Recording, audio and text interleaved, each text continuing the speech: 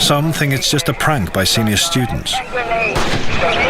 Dave Sanders realizes it might be much more serious. Neil, I need you in the lunchroom urgently. Neil Gardner receives a panicked radio message from inside the school, but he thinks at first that it might be no more than an accident on the school grounds.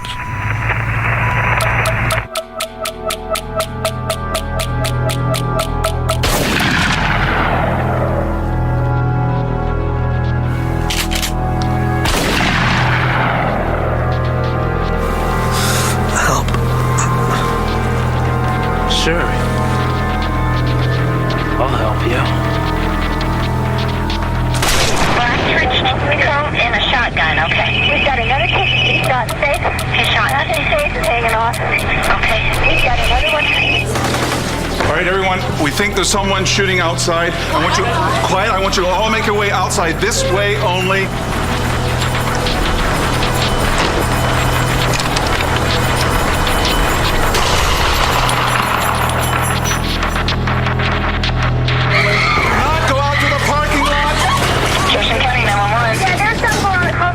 Someone's shooting a gun out here and someone got shot, I think. Okay. Can you see anything going on over there? No, some girl's on the ground. I think she's paralyzed. I think she's hurt. I'm not sure. Okay, hold on the line here with me. Within seconds, Dave Sanders and 2 other Columbine staff members have evacuated most of the cafeteria. Eric and Dylan's bombs are now due to explode, but fail to detonate. Dave Sanders now embarks on a determined attempt to secure as much of the school as possible. Quiet. Even if they come in, stay very still, okay? He will spend the next 2 minutes running through the hallways and classrooms, doing all he can to make sure students have some form of protection. Neil Gardner is the first police officer on the scene. Andy, get down.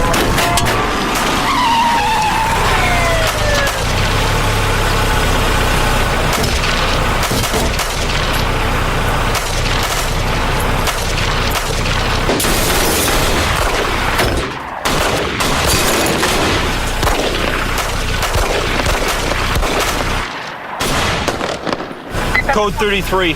Shots fired. Shots in the building. Gardner believes momentarily that he may have hit one of the gunmen. Several shots, code 33.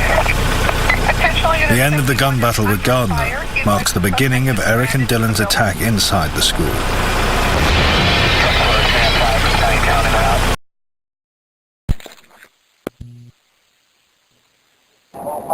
This will be a pre-taped detective boat reporting, ID 8206. Present for the shoot team interview is myself, Officer Brian Thompson with the Alvarado Police Department, and Deputy Neil Gardner, ID numbers 3010 with the Jefferson County Sheriff's Department. Time now is 17:35 hours, and we're located at the Linwood, is that right? Leewood Elementary School. Neil, why don't you tell me, what year did you start with your department? 84. 19? November of 84. And what have been your duty assignments since you started there? The jail for 5 years. Then I went to civil for a couple. And I've been on patrol ever since. I think a couple of years in civil, I'm sorry. Yeah. Okay, and then The rest of the time in patrol. And I've been assigned at Columbine for, this is my 2nd year. and you're the SRO there, the School Resource Officer? Okay. And I'm sorry, this is your 2nd year assigned at the high school there? Correct. Okay. And I think for purposes of the shoot team, you may have other information related to the investigation just because of your knowledge of these individuals. Okay. But I think initially what we'll do is just go through the incident itself, and then we can deal with some of the other aspects if we need to at that point. Okay?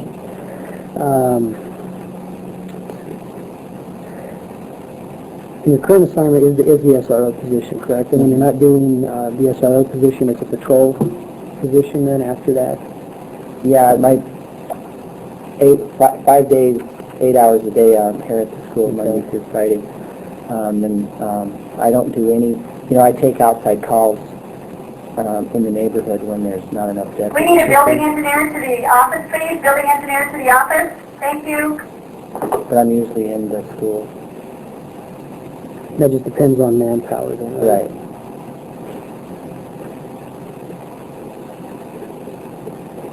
And what about during spring break, those types of things, summer vacations, you're back in a patrol rotation then at those times? Yes. This spring break I just took comp time and a couple of vacation days. Okay. And usually in the summer, we take the bulk of our vacation and then the rest of the time we spend back on in the district. Okay. Patrol.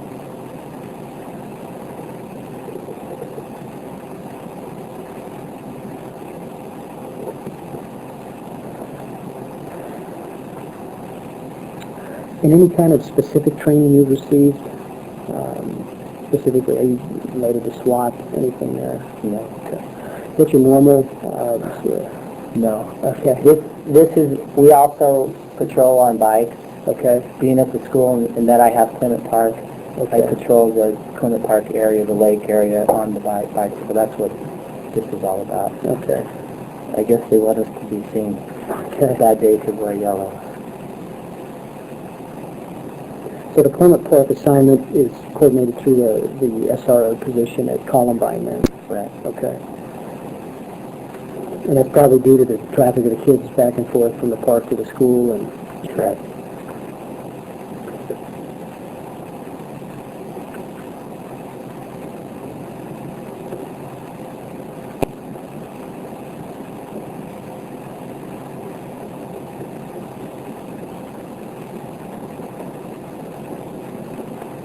The black...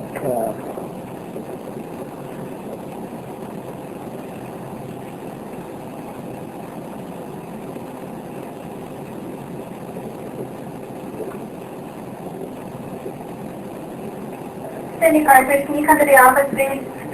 Now, the uniform that you're wearing today, that's for the bike patrol? That's the standard bike patrol uniform? Most every day I wear, because when it's nice out, I'll wear this so I can do the bike patrol.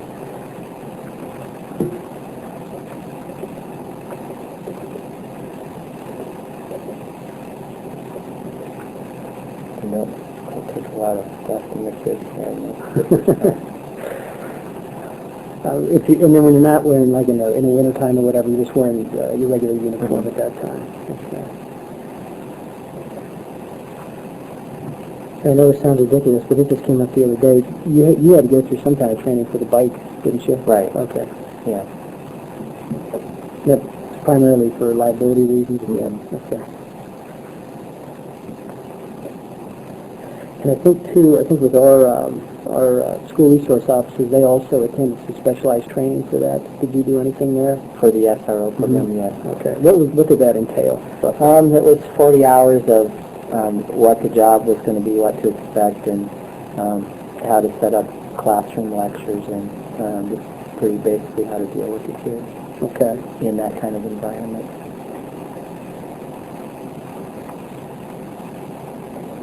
So basically encompass all the aspects you'd be dealing with that population at the school. And even we're trying to teach you how to do a class where we do some classes where the DUI goggles shows you what it's like to be drunk without actually being drunk.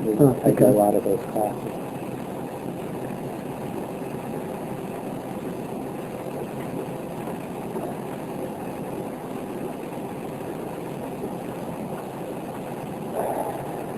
And how long was the bike training?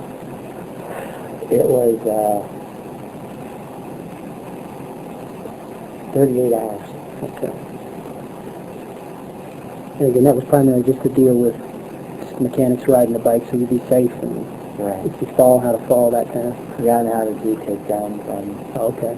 prisoners, how to do it. I would never do a traffic stop, but how to do a traffic stop. Okay.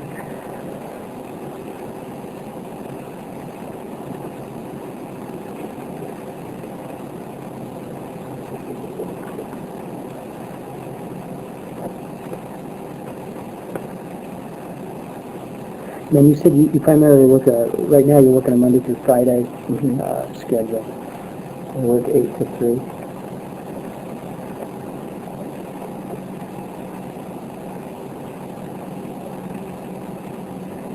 And again, we already covered what happens on those days when school's not in session, what your duties might be regarding that. So obviously you've been off over the weekend, and then you came on to work. Yesterday was Monday. So Yeah. today would have been your second day back. Yeah, I did work the after prom on Saturday night from midnight to 6 in the morning. Okay. But I was off on Sunday.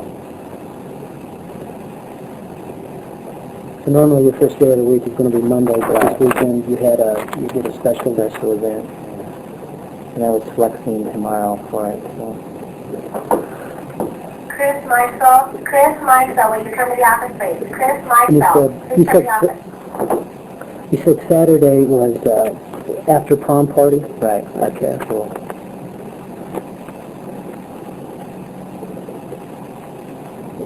And that was from when to when? Midnight to, I left here at 5 o'clock in the morning.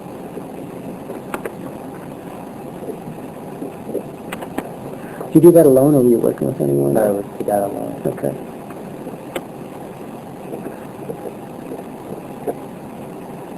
And there was a lot of volunteer parents. I mean, there was as many parents as there was kids. Okay. But I was the only officer. Okay.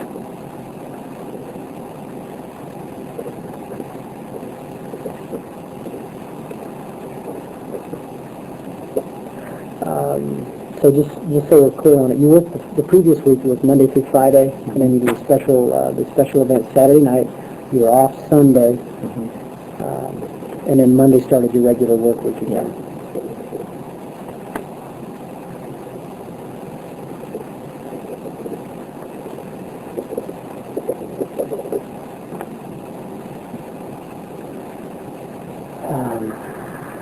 I need to kind of run through with you too. What time did you go to bed last night? 9 o'clock.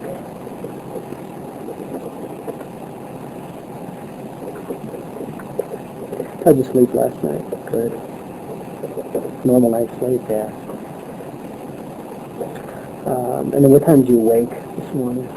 6:15.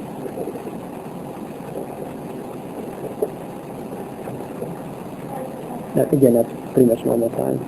And then you reported to, you report straight to work? No, I have to go to Golden and get a patrol car case I have to transport. Okay. So I go to Gold from Lakewood. I live in Lakewood. From Lakewood, I go to Golden, which takes about 14 minutes. You said Golden's on about the SO? Yeah. Okay. So you report to the SO, about what time do you get there?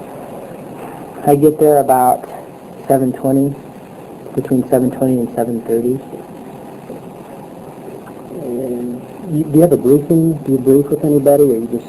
I go to briefing one day a week, and it's usually on Thursday. Okay.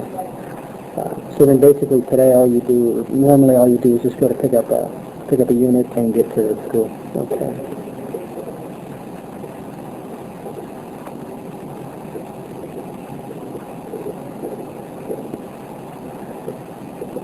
And of course you got your bike with you in the patrol unit then, I right? leave it locked up at school. Oh, okay.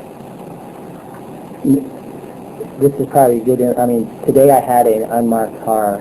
It wasn't a marked unit. Okay, so it's different than a normal... Than a normal Okay. patrol car. So most of the time you are in a marked patrol unit, okay?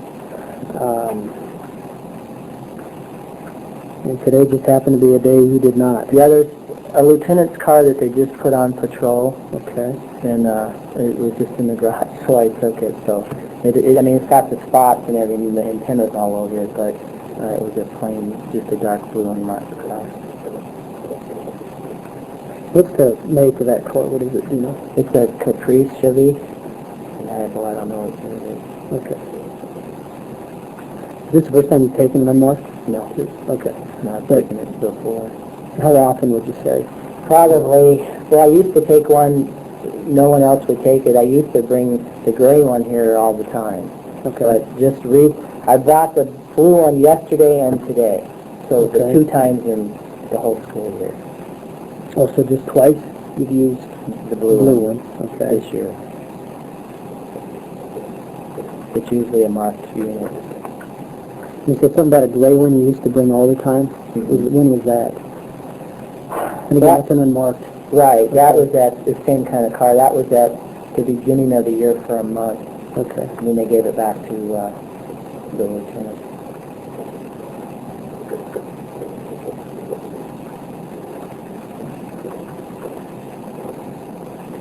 So roughly for about a month, at the beginning of the year, you drove the gray unmarked, and then primarily from then on, you took a marked. Right. Within the last 2 days, you've been using the unmarked blue Caprice. Okay.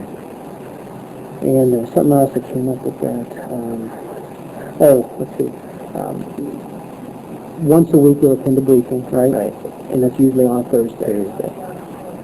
Because that's actually, we're on teams, and I'm assigned to team B, and they come in. If they don't have a training day on a Wednesday, I know they're going to be there on Thursday.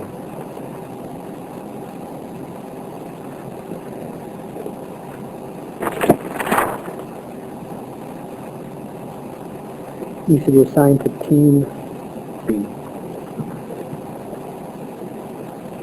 Is that a shift designation? Like we use watch 1, watch 2, watch 3? No, that's just, see, we split our weekends. You can either have Saturday, or Thursday, Friday, Saturday off, or Sunday, Monday, Tuesday. Okay. And Team B is off Sunday, Monday, Tuesday, except for me.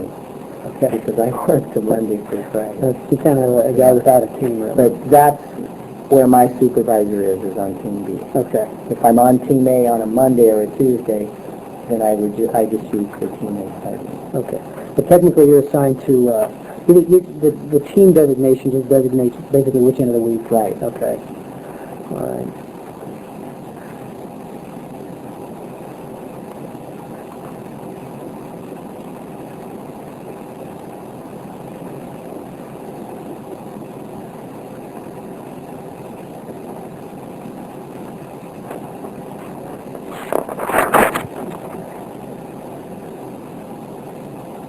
What time did you have, did you eat breakfast this morning? No, I didn't. How about lunch? We had Subway right before this all went down. So prior to what time do you think? We left for Subway at about, I think it was about 10:35. And you're saying we? I had a campus supervisor with me. And who would that have been? Andy Martin.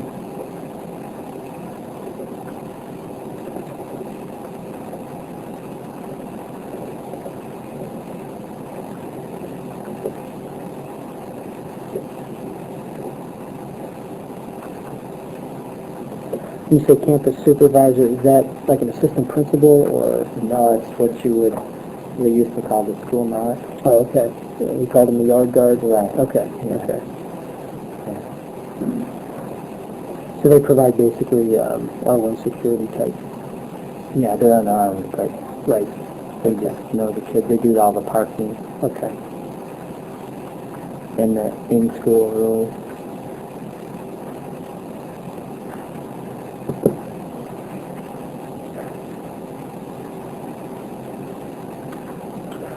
Any alcohol consumed over the last 24 hours? None. I don't drink it ever. You don't drink at all, then?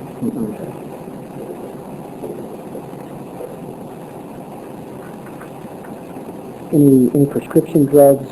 Anything High blood pressure. Okay. And what time did you take that? Right before I left. Around 7. Okay. And what is that? Low tension? You know, spell it. No, not really. It's like LOTISYN or something like that. Okay. That's a blood pressure medication, right? Yeah, for hypertension. The high number is high. And that's a normal medication you take daily? Mm-hmm. Okay. How long have you been using that? About 8 months now. Does it cause any noticeable side effects or any, can you even tell you take it? None. I actually had to go to that because the stuff I was trying 8 months ago was making me dizzy. Okay. But I don't remember what that was called. Okay, but you're not, I guess what I'm getting at with this medication, Oh, no no, side I'm effects? perfectly fine, yeah. Okay.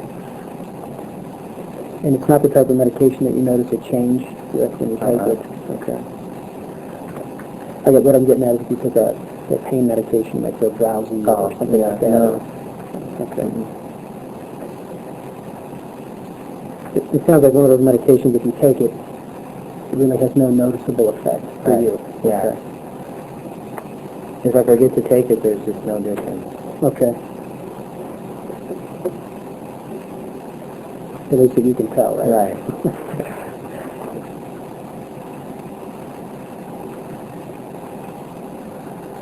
And then let's see.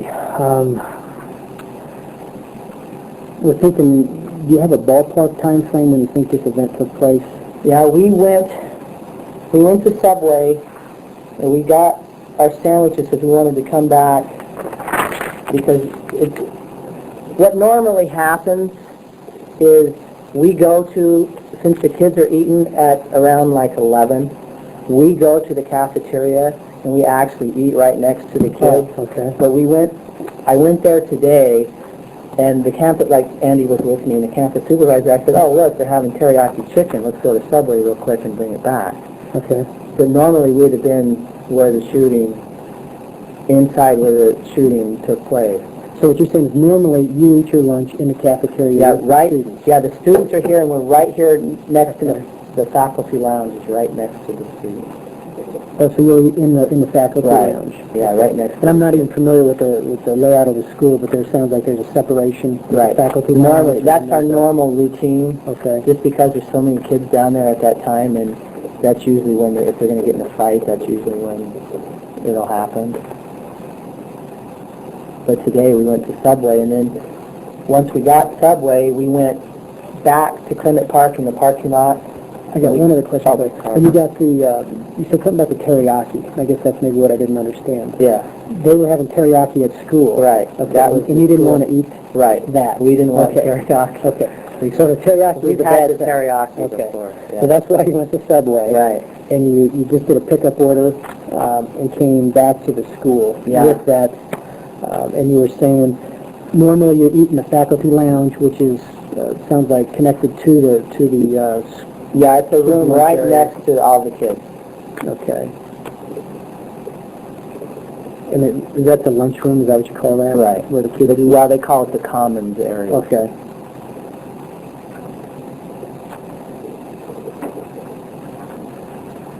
Let's see, now in the commons, okay.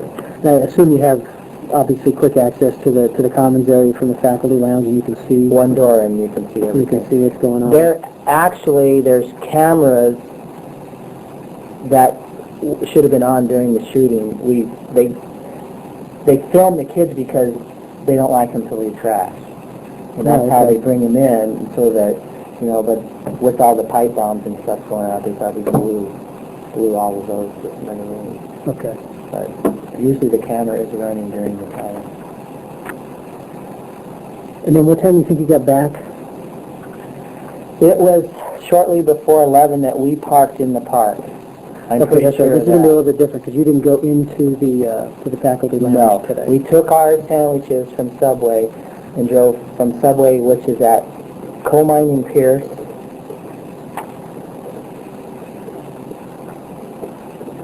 We drove directly to the south side of Clement Park because Andy wanted to watch. We have a smoker's pit that's just off the school grounds, and he wanted to see who was hanging out in the smoker's pit. So we were eating our lunch, watching the smoking pit.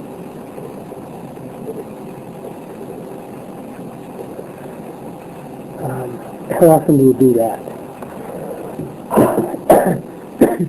Probably, we do that a lot. We don't eat lunch there, but if I'm not on my bike making a loop through Clement Park, I'll be in the car making a loop, because sometimes they're not allowed to be in Clement Park at the time during lunch period. Okay, so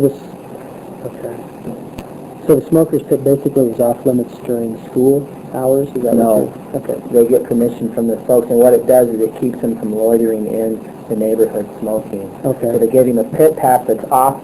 It's in Clement Park's jurisdiction. Yeah, it's weird. Welcome to our tobacco-free school, but we're still giving those. Yeah. So the students get a pit pass. They can go to Clements Park to smoke. Yeah. Okay. In that designated area. And it's not uncommon for you guys, for either you yourself alone or with your school, whatever he was, your school campus supervisor, to be monitoring that area. But what were you saying, it was unusual today, though, to have not Yeah, because normally we'd been in the cafeteria.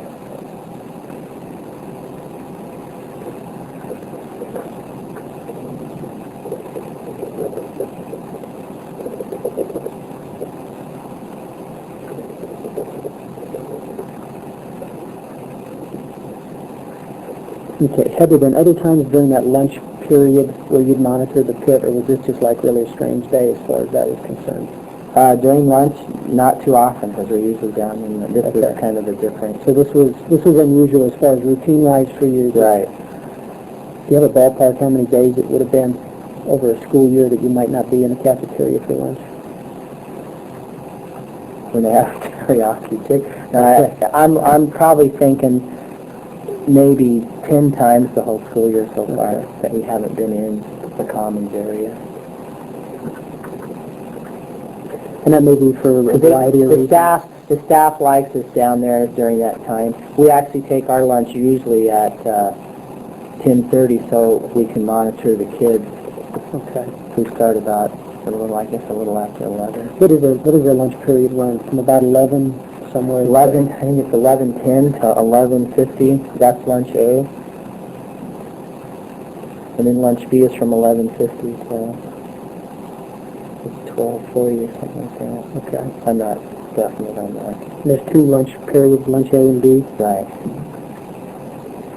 Out of curiosity, how many students attend Columbine? 2012.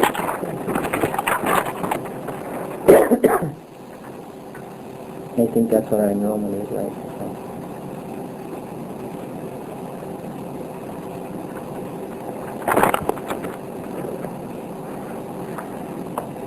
Okay, so let's see.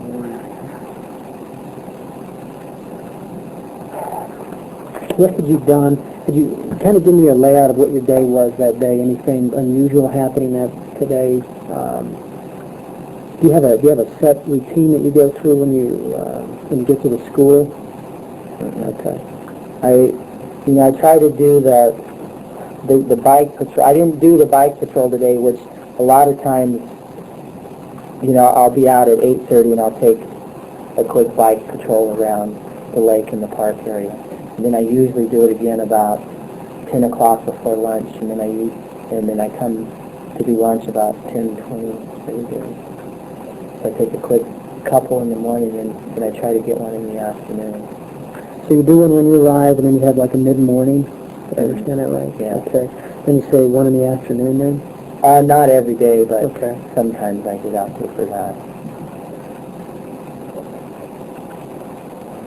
But today you hadn't been able to do any of the bike patrol today? No, I was actually, the reason I didn't go this morning because I was working on a third-degree assault supplement in my office.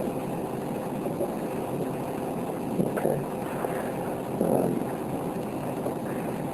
So you're doing a report? Uh-huh. Were you doing any interviews today? No. Anything about the early morning hours of this day that were particularly stressful, unusual for you? No. It was going really well. Uncommon? Okay. Yeah. So basically normal, another day at the normal at every day. Okay.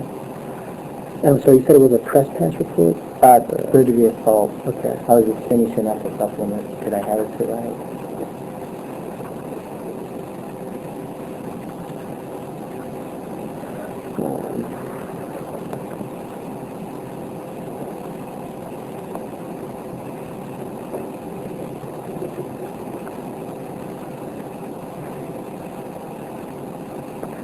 So you weren't doing anything today that you felt in any way affected you in any real capacity? Okay. Either from an emotional standpoint or physical standpoint or anything? No. Okay. Have you been experiencing any family problems at home or anything stressful recently? Well, yeah, I'm going through kind of a separation. Right? I mean, my wife and I are separated, but it's not like a major factor. About how long have you been separated?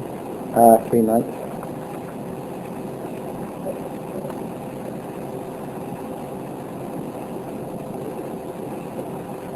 And nothing unusual with that had happened recently over the weekend, the last week, or anything? Nothing There's no fight. weighing on you or anything? Yeah. Okay. Actually, we're getting along better now than we have. Okay. Do you have kids? Mm-hmm. Okay. Is that going okay? Yeah, real good. Actually, the oldest daughter is with me. Okay.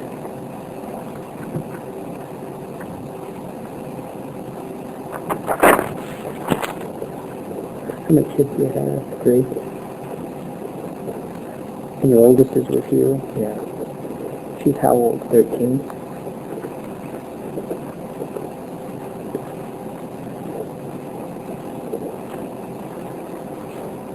And nothing going on with the kids? I guess what I'm kind of getting at, and I've got a whole series of questions that pick at this, but was there anything going on in your life that was causing you great concern, sidetracking you in any way? No. I mean, I've been dealing with it for a while. The separation, Yeah. the family issues, and that. Yeah, and, Okay. like I said, it's actually going pretty good, so Okay.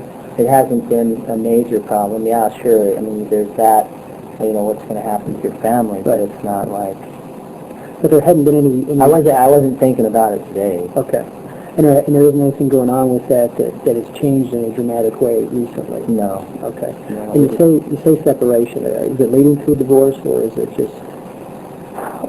We're not sure. Okay. So at this point, you're separated, Yeah. you're trying to feel your way through the situation, find out what's Exactly. going on, Yeah. and there isn't anything that's happened in any recent time that's No. causing you to lose concentration or occupies your mind for any length of No. time or anything. Okay.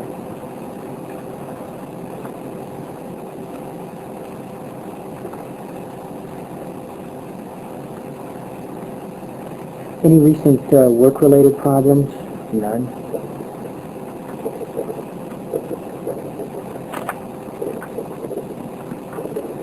Do you have any stressful events at the school recently? I mean, outside of today? No.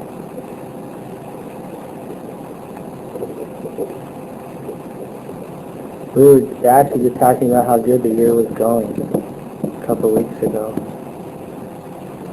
You say you and Andy? Yeah, and there's another gal there, Sid, that is a campus supervisor. We talk a lot about the problems at the school, but they've been a little rowdy because of the good weather and stuff, but nothing major's been going on. That was kind of another general question I was going to ask as far as your assignment there. Would you put it in the category of a high-stress situation or pretty relaxed? It is the best job I've ever had in this department. Okay. So you obviously enjoy it? Oh yeah, I love it. And it's I mean, not they pay you to ride a bicycle. I mean, what more can you do? I mean, what's good about coming off the road, you think every one of these kids is a dirtbag when you're on the road, but when you're in the high school, you can see the really good ones, which, typically we deal with the ones that... There's some damn good kids. The bad ones, right. Yeah, and it's been a real positive job for me. Okay.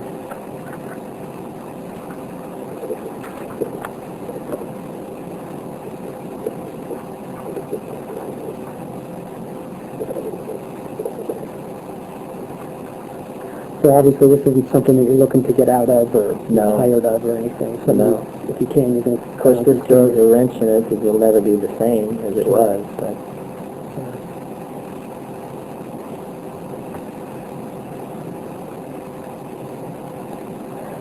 do you wear any type of prescription glasses, contacts? I do have prescription sunglasses, but I didn't have them today. They had my patrol bicycle ones, and they're not prescription. You say prescription sunglasses, I assume do you have prescription glasses for just regular... Yeah, I have stigmatism in my right eye. Okay.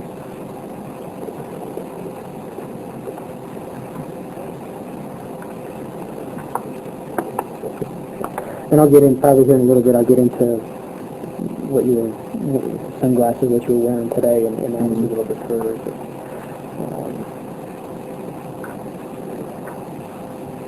you mentioned that you were on the high blood pressure medicine. Any kind of medical problems you've experienced recently? None. Last thing maybe might have been some dizziness when you're on that other medication.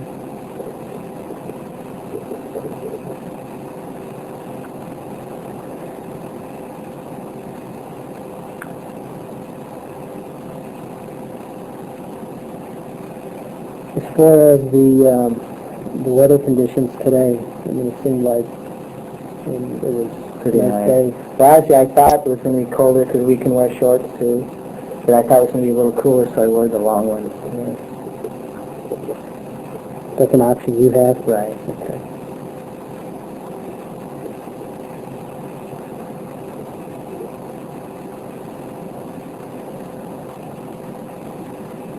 Is it kind of overcast, do you remember? Yeah, it's off and on. Okay. Mostly partly cloudy maybe? Yeah. Or partly sunny? How do you want to look at it? Mostly sunny. Okay.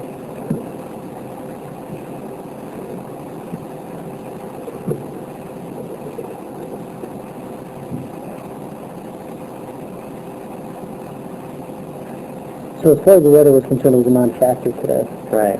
Okay. Even sun glare or anything like that wasn't really a factor? Okay.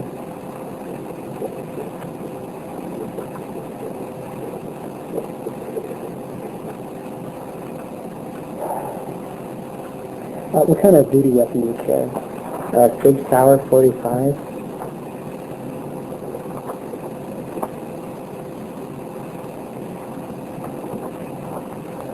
Can you give me the serial number off that one?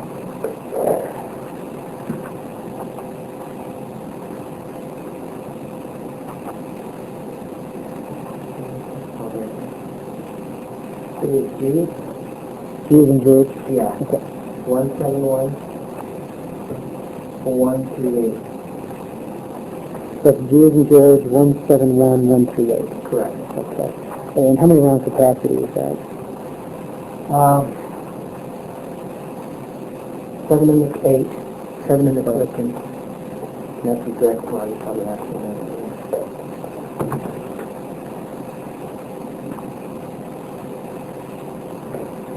You have 7 in the clip on the chamber 8. Mm-hmm. Okay. How long range your weapon? I've had it for 8 years. Okay. And then you carry additional ammunition with you? Mm-hmm. So you got 2 additional, One's in me now, and the other clip is in my pants, the one I left. okay.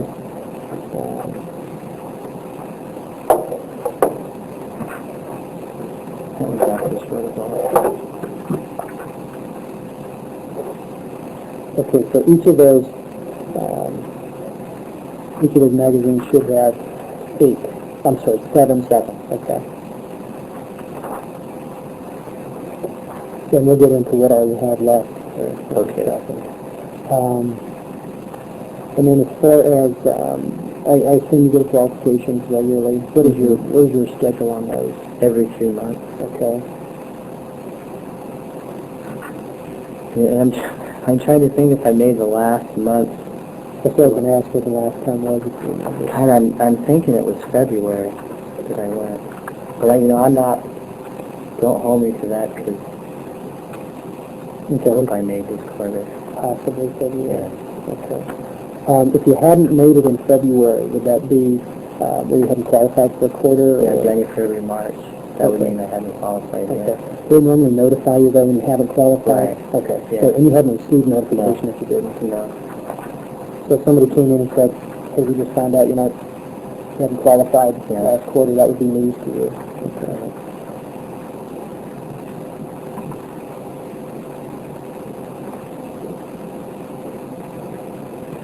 You already qualified? Mm-hmm. As far as, Oh, yeah. okay.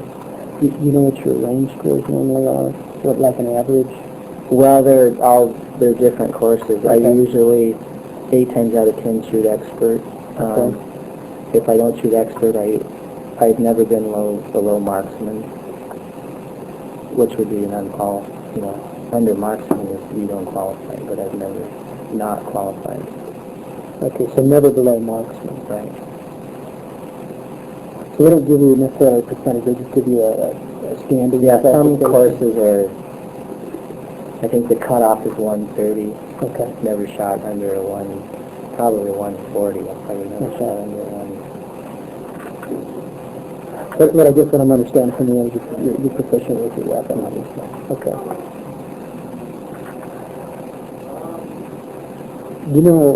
So you had this for 8 years and you basically qualified quarterly with the weapon. Yeah. Have there been other times where... There's been a few times, or probably maybe in the 15 years I've been here, I probably haven't made a qualification 3 times. Either stay for a while or whatever. But they always notify you.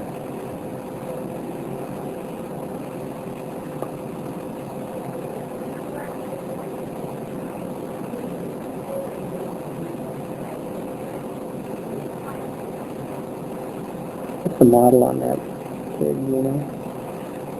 220, P220. What type of ammunition?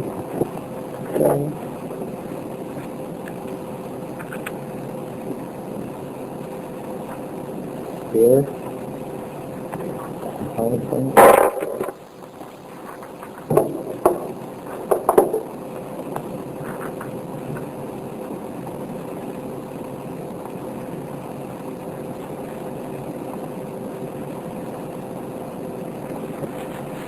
It looks like it's got a copper jacket on it.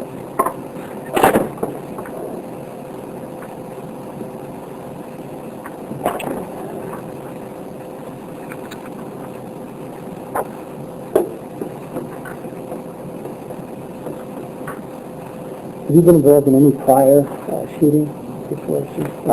This was the first time I shot back. I've been shot at before, but I never... The first time you turned fire? Right. I guess this would be the first time you fired your weapon on duty. Okay. Outside of the range. Right. How many times have you taken fire? Twice. Other than today. Okay, so 2 outside of today. Okay. Briefly, what were the incidents there? Both were drunk, suicidal males. We pulled up to one Let's house. start with the first one. What year about was that? Oh my God. I would say 80 or 90. Yeah, probably 90. 1990? Yeah.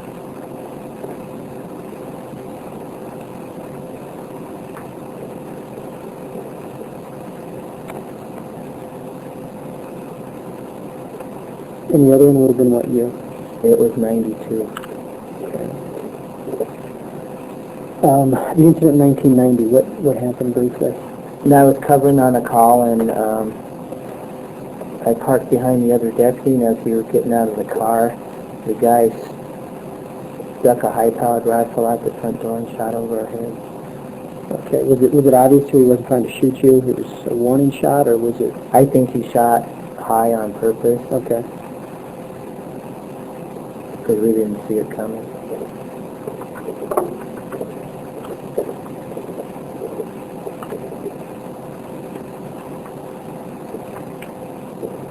How many shots did he fire? Just one.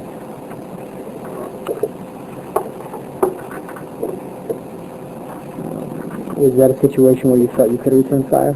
No, we didn't see him. Okay. We saw the muzzle flash, then we just took cover, and then they called SWAT out. Okay. And he ended up, he shot himself in the house. Then the second one in 92, what was that? I was working graveyards, and I got called up to a house in Soda Creek where the guy had just bought a gun, and he just found out that he was dying of kidney cancer and that he was intoxicated and was going to shoot himself. So I went to the house. Is this your call or are you covering on? No, this is my call. Okay. We went to the house, and I, checking the windows, and I could see it when I got to the side window on the door, I could see him behind a bar, and he took a gun and he put it up in the air like this, and then I ducked back, and he went like this, like, see ya, goodbye. And then I watched him walk. He walked up the stairs, and then I lost sight of him. He went into a bedroom, and then I heard a gunshot go off. So by that time, the cover car was there, and we told the dispatcher we think he just shot himself, and we're going to kick the door. Okay. So as I kicked the door twice, Well, during that time, he came back. He didn't shoot himself. He came back to the top of the stairs and he shot through the door, and the bullet went through the door jamb, and the wood splinters went through my hair. Okay. And that's another case where we ducked down in the cover and waited for a spot, and then they ended up smoking him out.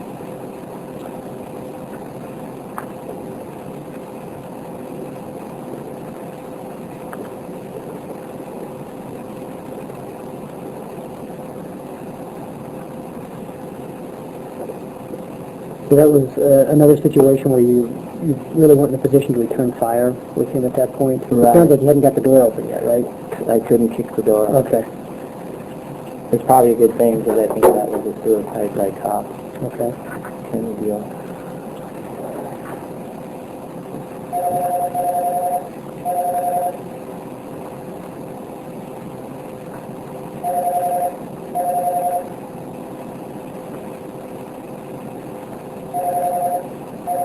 Has anybody handled your weapon since the incident other than yourself? Mm-hmm.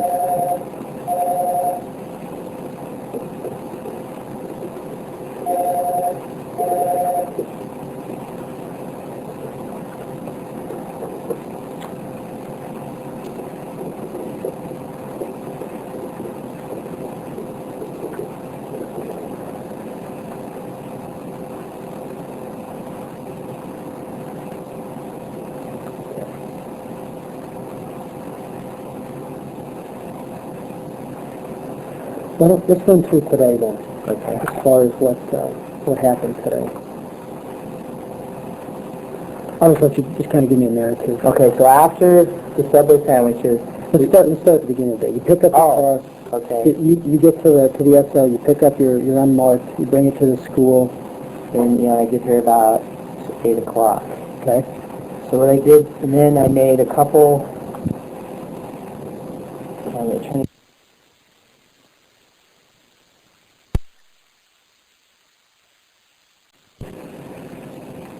This will be side 2, continuing with the interview of Officer Gardner.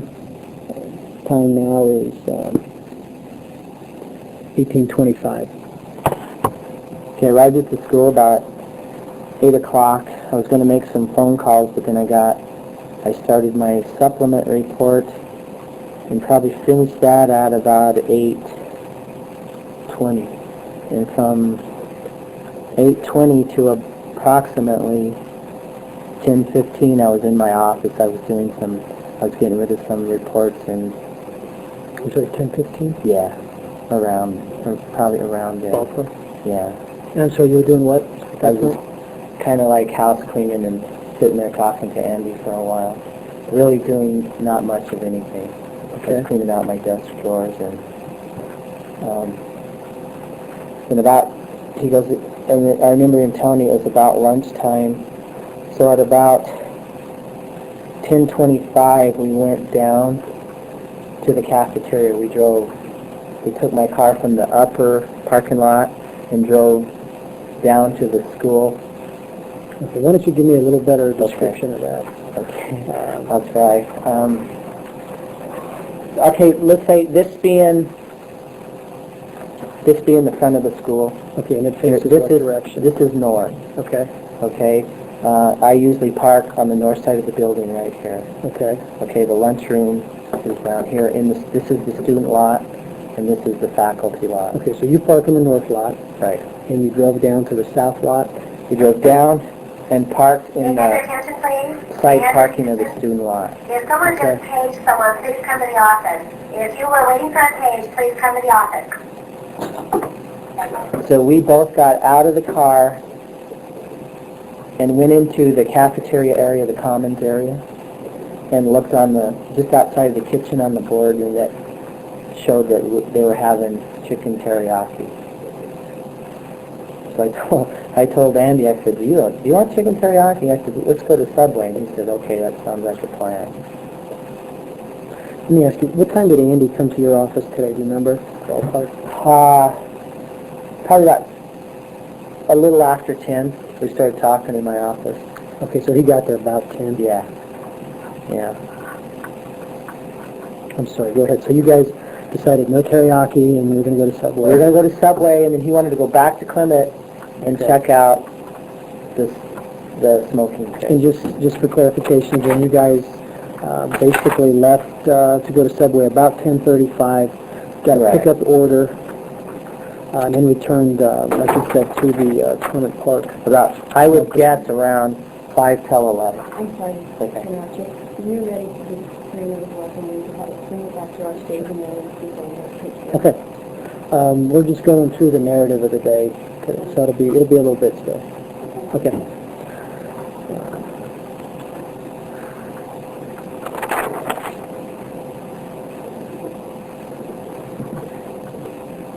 Where is the smoking pit located in the park? Okay, this being the north side of the school, and this being the west side, it's right in the northwest corner. The tennis courts are right here on the northwest, and the pit passes right catty corner to the tennis court. Okay, so it's located in the northwest area of the park, Right. basically. Right. Okay. And then from the Clement Park parking lot, you have a direct view to the smoking pit area. Okay. And that's where we were eating our lunch in the car. Okay. There's a little, looks like there's a little covered area somewhere. I was over there earlier. I'm just trying to get my bearings. But we seem to be on the east side of the park. So where would you guys be? And the school seemed to be south from where we were earlier today. Okay, I'm trying to just get a mental picture of where you guys We were. would have been west Okay. from there, Okay. from where all the people are on Pierce. We would have Okay. been Right, kind of southwest, in a southwesterly direction. Okay. But to say that the smoking pit's generally located in the northwest area is Right. accurate, and you can see that area from the parking lot. Mm-hmm. Okay. And you guys stayed in your car? And ate our sandwiches. We were totally done eating. How long do you think it took you to eat? I'm guessing like it's got to be pretty close to 11:15 when we were done. And as soon as we were done, we each have school radios. Okay. I heard Jay, the janitor, say, "Neil, I need you in the lunchroom quick." And who's the janitor? Jay. Do you know Jay's last name? Or is that an initial? No, I don't know his last name. But his first name is Jay. Right. J-A-Y? Yeah. So And I'm sorry, he called who? he called us, he just keyed the radio and said, "Neil, I need you in the lunchroom." Okay, so he was actually calling for you, though. Right. Okay. Can you describe his voice? Shaken.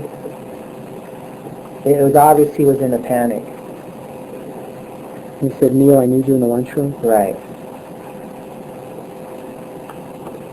As I exit the park and turn south on Pierce, He didn't give you any other information at that No. point?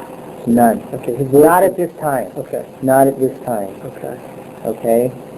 So once you get that message, you can detect in his voice some panic, some urgency, I assume. Right. Okay. Correct. And from there, you left the park immediately, you and Andy. And drove to the student lot. But, I mean, a lot happens between Oh, okay. coming down Pierce. But you left immediately. That's Right. where I'm at. Okay, so when you... Pretty fast. All right, so as soon as you leave... Because I could tell that, yeah, I thought maybe there was a big fight. At the time, I thought maybe there was a big fight. Just from his request and the tone in his voice, this sounded serious to Yes, you. it was a panic-stricken voice, yeah. Had you ever heard him like that before? Never. Had you ever gotten a call like that before? Mm-hmm. Okay. On And that a fight. usually meant there was something serious occurring and they needed you Right. quickly. Okay. And I don't want to put words in your mouth, but this sounded serious to you Yes, when you it left. did. Okay.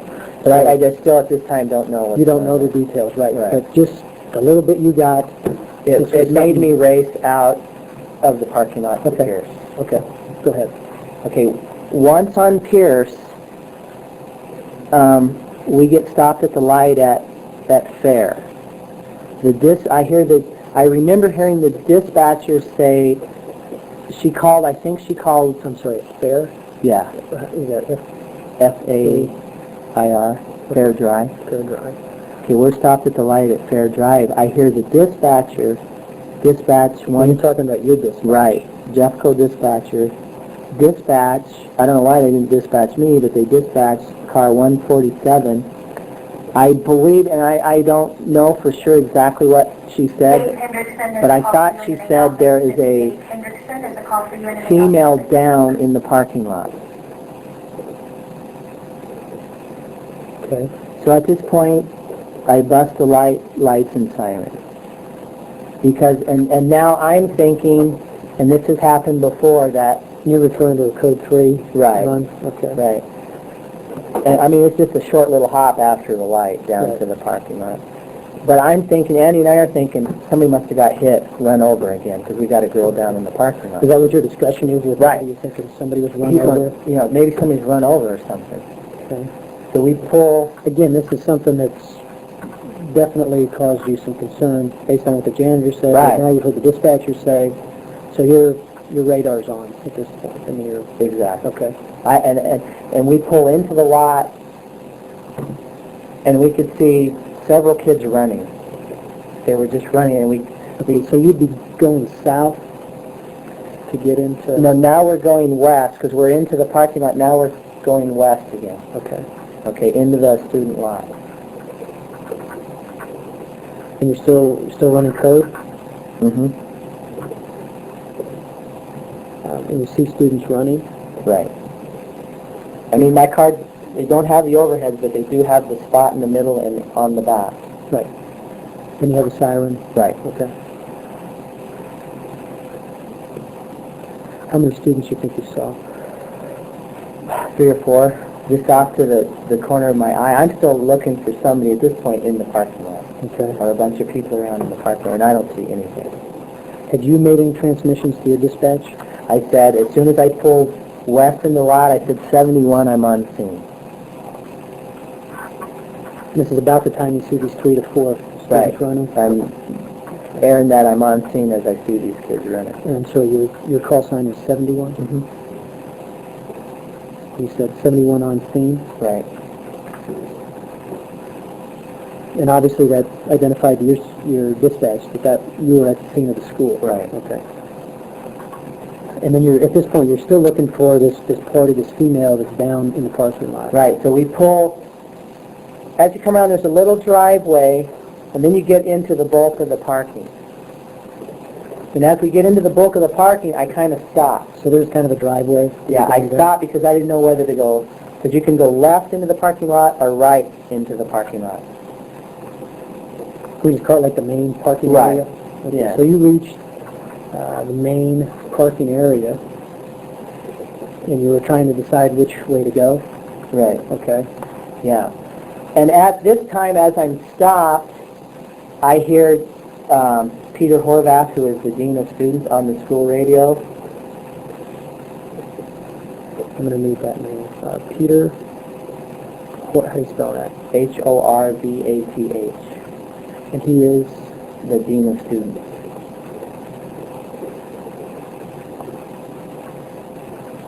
Okay, he's on the school radio. Uh-huh. And he said what?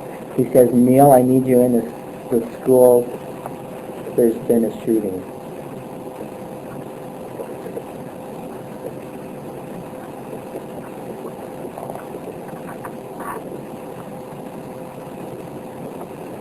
Okay. Describe his voice to me. How did he sound? Scared. He sounded scared, and he's a pretty mellow guy. For the most part, he's pretty mellow. When you say scared, what identified that for you? Just the way he was saying, he goes, Neil, I need you in the building now. There's been a shooting, and it was just like really fast. And Okay, so he's speaking rapidly. Mhm. Okay, something not normally that he not his normal usually tone. his talk is nice and slow and clear, so you can understand him on the radio. I mean, I think he makes it a point on the radio to make sure he's nice and clear. Okay. And he usually talks really slow. So for sure it was rapid speech, which was distinctly different from other times Right. when he had contacted you.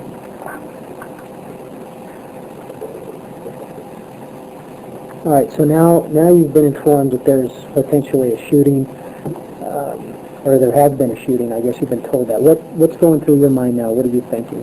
I don't, at this point, I still don't know where to go. And then Andy tells me, Neil, there's smoke at the end of the lot, which would be the far west end. There's a big puff of smoke, white smoke, and we could see that.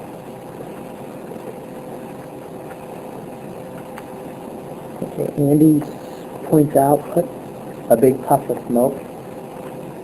And I could see, I also did see it too. what color was the smoke? White. White. Yeah.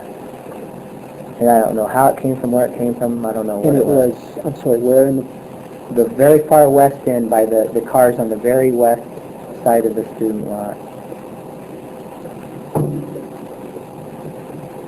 Okay, so a lot of things have happened. The janitors notified you in a panic voice that there's been, that he needed you in the lunchroom. Right. Okay. As you're responding, your dispatch notifies you, or at least you hear over the air, that there's a female down in the parking lot. Right. Okay. As you proceed further into the scene, then you're hearing from your dean of students in a scared voice, which you described as scared voice, that there's been a shooting, And he needed me inside of he the needs building. you inside the building. And then Andy points out to you a puff of smoke. Look at you. Go to the smoke. He actually, I think he said, go to the smoke. Okay. Now, would that have been a way to enter the building, or was this, like, again, something that... We're still at this point trying to find a shooter, Okay, somebody that's what you're- down. That's what I'm looking for, a shooter or somebody down. I'm not even, the shooter's that way, and I'm not even actually looking that way because we see the puff of smoke, so I race over to the puff of smoke. It's not till I turn back towards the building that I see some windows shot out. Okay. But I guess what I'm getting at here is you've got a variety of things going on. Right. Okay, which all may or may not be connected. Right. I mean, probably you're assuming that an event took place, but you're not real clear what's even going on, really, for the most part, other than... Until I know that I have a shooter in the building. Okay, I mean, you knew that from the principal. Right. When he notified you Right. of that. But I guess what I'm saying to you, too, is there just seems like there's a lot of information coming at you, which all sounds very serious. Right. And you're trying to assess the situation at this point, trying to figure out what exactly do I have here. And I'm thinking about me and Andy, if there is a shooter. I don't know if he's on the soccer field. I don't know if where he's at, because at this point I don't hear any gunfire. So you're definitely focused on this information you received about the shooter. Right. Okay. But then Andy has directed you to the puff. He's kind of indicating that would be the way to go. So we, and which actually put us in pretty good position compared to where we could have been. Okay. Yeah. I guess, too, what I'm getting at, there wasn't any defined, there wasn't an obvious place to go at this point. I mean, you've been told to go to the lunchroom, you've been told there's a shooting, go to the school. Right. You may have somebody down in the parking lot, and now you're seeing the puff of smoke. Right. Okay. And see, and the school is this way. We're still faced this way going to the puff of smoke. Okay. Okay? And that is, again, you're driving, so you'd be going in a westerly direction? Right. Okay. Right. I'm sorry, now go ahead.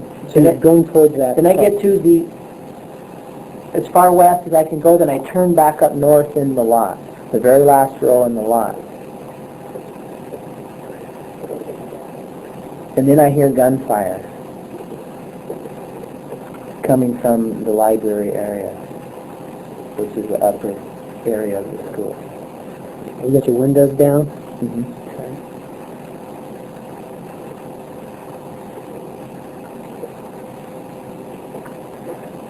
Describe the gunfire.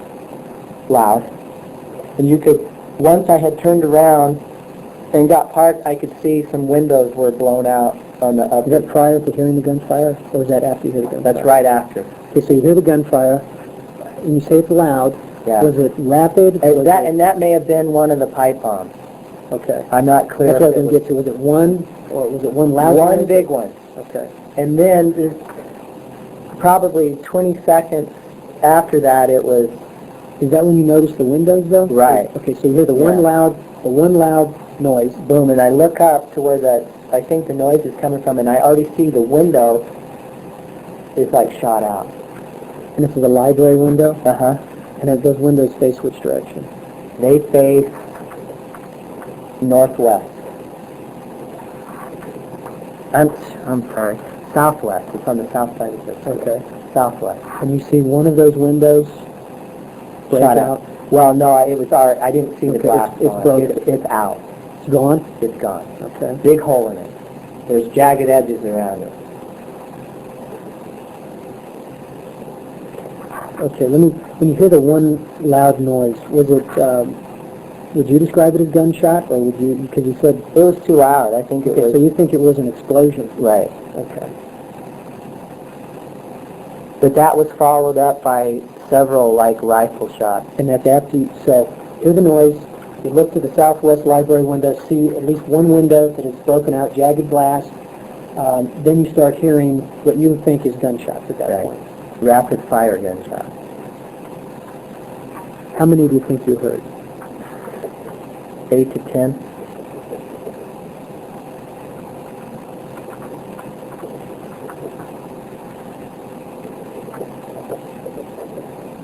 Can you tell what type of gunshots they are? Okay, so you're hearing what you understand to be gunshots. Right. About 8 to 10. Where are they coming from? Do you know? Upper library area. Okay.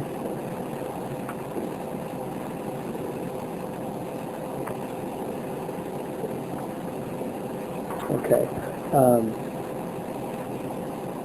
At this point, do you have a handle on what's happened yet, or are you still trying to... Yeah, I have a good idea someone's shooting up the school. Okay. Yeah. That's what's going through your mind now? Right. Okay, no, I don't put words into your mouth. Right, I told Andy, I said, we got a shooter in the building, Andy, get down on the floor. So he got down on the floorboard of the patrol vehicle in the front, the passenger side. And I told him to stay there. I'm sorry, you said, we got a shooter in the building, get on the floor. Okay. Why did you tell him that? Because I'm wanting to get shot. Okay, what did you recognize that situation to be? A shooting and a possibility that we could become under fire any minute. Because now after the gunshots and I tell him to get down on the floor, I glance over to the doors, and the doors to the window are all broken out. The doors to the southwest entrance, I noticed those are all shot out, they're all busted out too. There's 2 windows and they're all busted out on the doors.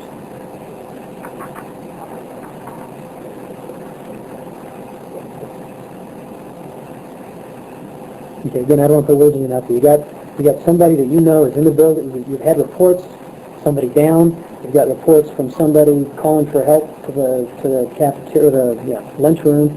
Principal's identified shooter. You've pretty much verified you've got somebody in the building shooting. Right. And I guess based on your experience as a cop, you understand this to be pretty much a life-threatening situation. That's why you're telling Andy to get down. You don't want him getting shot. Correct. Okay. So at that point, I tell the dispatcher, I give a code 33. Which means what? Which officer needs assistance as fast, as fast as you can get there. Is that an emergency? Yes. Okay. Yes. And when do you hear code 33s going out? When are you taught to use a code 33? When an officer's going to need assistance or be in trouble. Okay, so at the time I'm doing the code 33, the suspect comes out the doors that are shot out. He steps outside of the door as I'm telling that.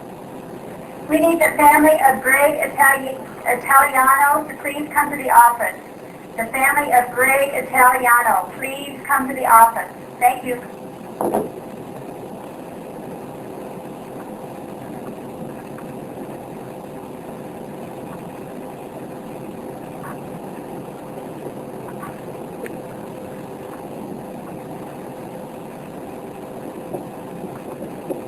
Okay, these are the same doors that you'd already mentioned that had the windows shot out of them, or they were broken. Right. Okay.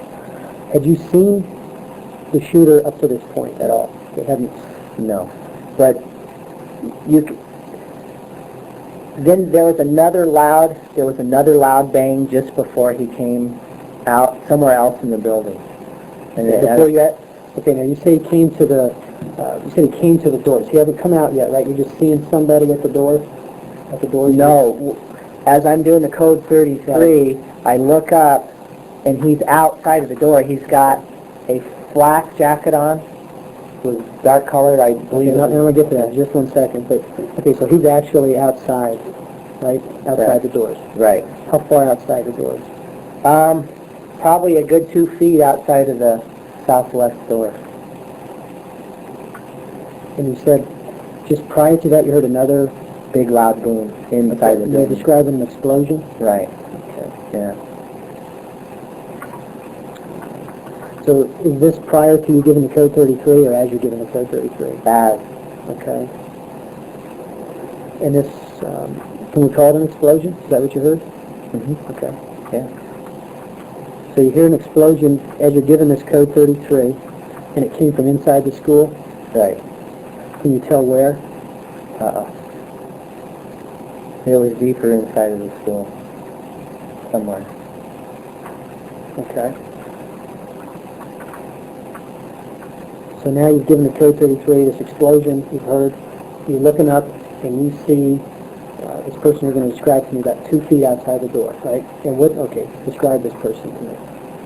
Light colored hair. It wasn't too long. I guess it was about to here. You're talking white male? White male. Dark baseball cap on. Black jacket and a Are white... you saying collar length hair? Yeah.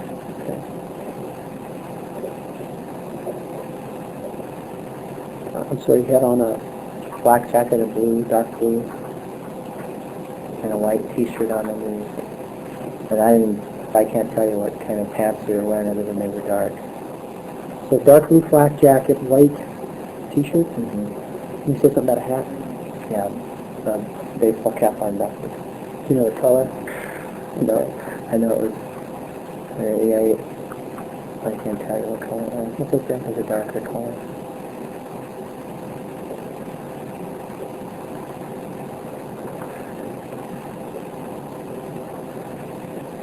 About how tall is this person? 5'10", 6 foot. It's pretty tall.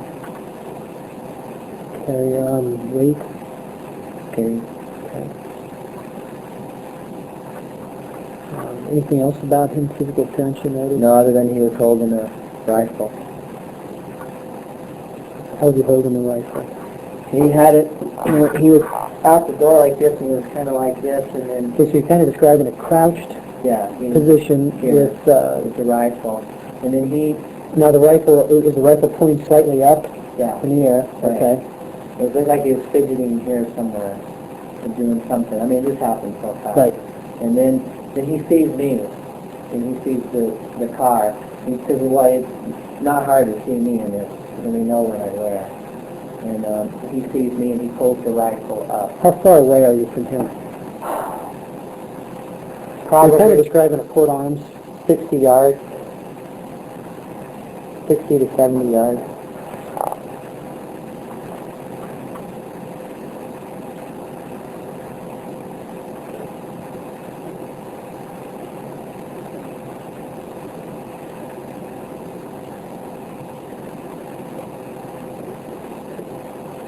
Okay, so when he sees you, what did he do? Well, as Are I you still in your car? No, I'm out. I'm moving out. When I see him, I move out. I'm getting behind the car tire that was right next to my patrol vehicle. 'Cause I wanted to take cover behind the tire. Okay, so you're getting behind the driver's side front tire? Right. So you got the Back tire. Okay. It was a little Blazer, a mini Blazer. 'Cause This isn't you're not getting behind your vehicle. No. You're behind. See, because once I pull back this way so I can see the school, that's when I call it out. Right. And I get out of the vehicle. After I tell Andy to get down, I do the code 33. And then I get behind the tire. So you moved to another vehicle to hide behind. Right. Okay. Yeah. Okay. Yeah. And you thought it was a what? A Blazer? Yeah, it's a white Blazer. Okay. Chevrolet Blazer.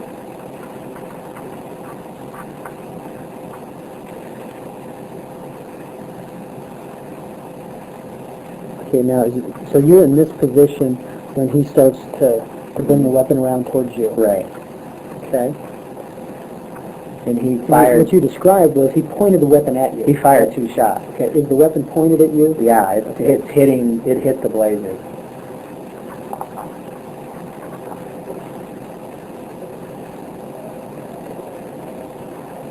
Just to take one step back, when this rifle that you see, does it have a scope on it? What is it? I can't tell. It almost looks like.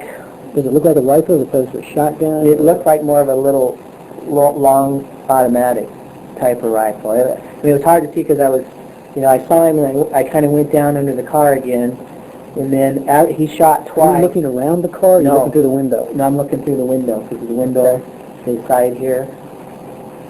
And then he shoots twice, and one hits the windshield of the car.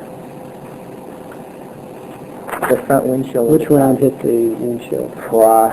I mean, they were like bang bang like that. Okay, so it's rapid. Yeah. And at that point, after the 2 went down, the one I just struck behind the tire like this.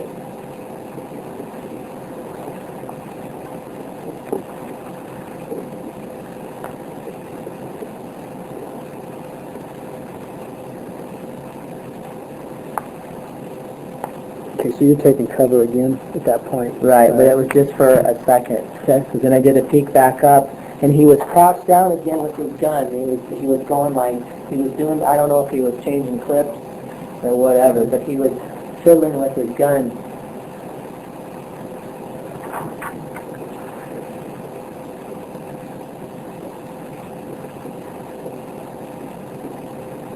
Is the barrel of the weapon pointing down at this point, or is it? Yeah, it's down.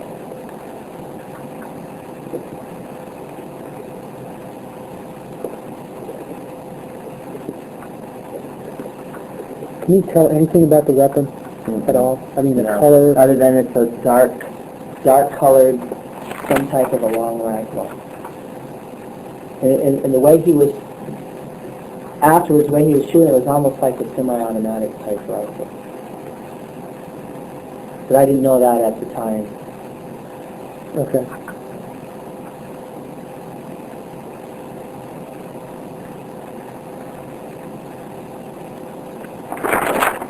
You couldn't see a magazine or anything. Okay. So you've peeked back up. You see him kind of bent over the gun, right, which you were kind of describing. Right. And you described it like a fiddling with it. You're not quite sure what he's doing with right. it. He's reloading it, or I don't know. Maybe there's a jam, and you don't know what he's doing. Right. Okay.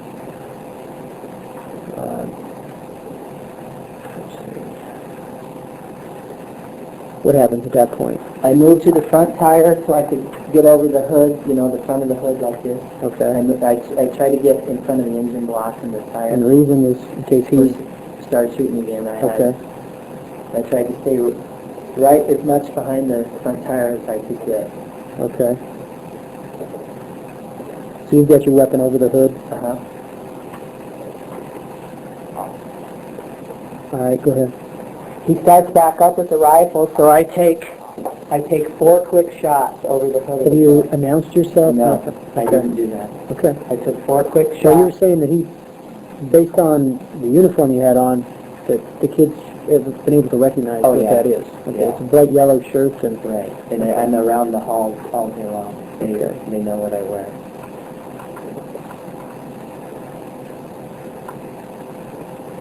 Is it at the time that I get over to the top of the vehicle, he's bringing the rifle. Katie Caldwell, if you're in the building, would you come to the office, please? Katie Caldwell. Katie Caldwell, if you're in the building, would you come to the office? Katie? I think you said he was bringing up the weapon again. I assume leveling at you, pointing at you. It was starting to come my way, so I shot 4 quick rounds off. Is he bringing it up, or is he bringing it over? I'm bringing it this way. Okay, so he's bringing it across his body? Over this way.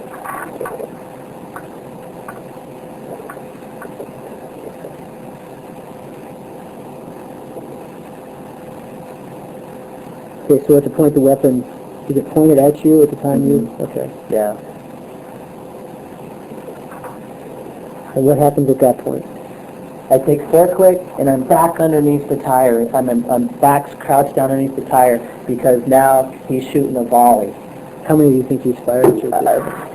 6 or 7. Did he fire first again, or had you got your 4 shots I got off? boom, boom, boom, boom.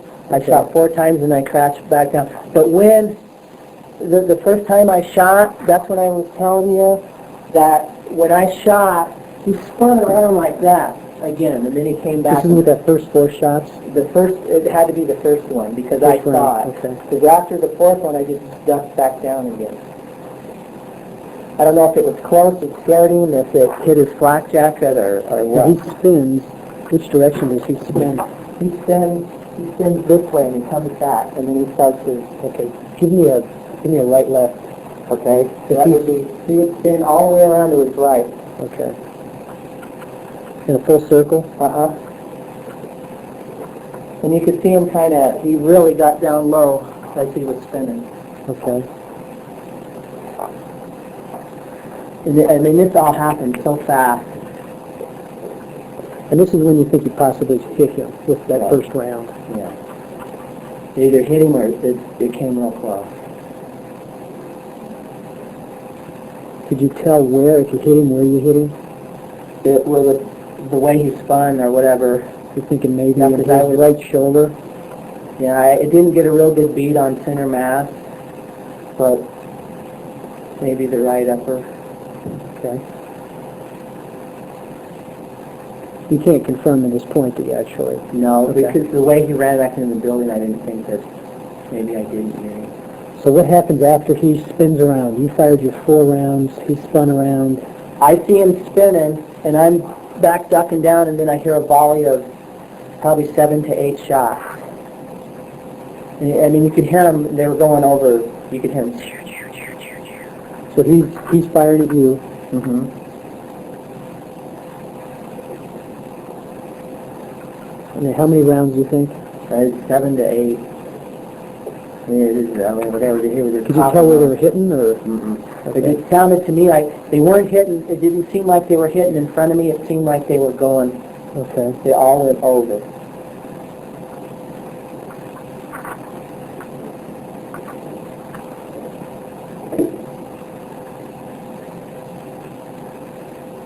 Okay. Again, Ms. Blanco is very close to where you stopped your car, I assume. Okay. Yeah. What I'm going to end up doing is have you draw me a diagram so I can Okay. get a picture of it. Yeah, my car is here, and the blazer's right here, and my car door's open right Oh, okay. So you're at the rear of the Oh, yeah. laser. Okay. Yeah. So you get out, and that's why you're at the rear originally. You're peeking up, seeing through the glass. You can see the door hem and all that, and then you move up towards the front. Okay. Then you're moving up towards the front. All right. So you have these 7 to 8 rounds that are fired at you by him at that point. What do you do then? I just stayed ducked. Okay. And then after the fire was gone, I peeked up again. He was gone. He was gone.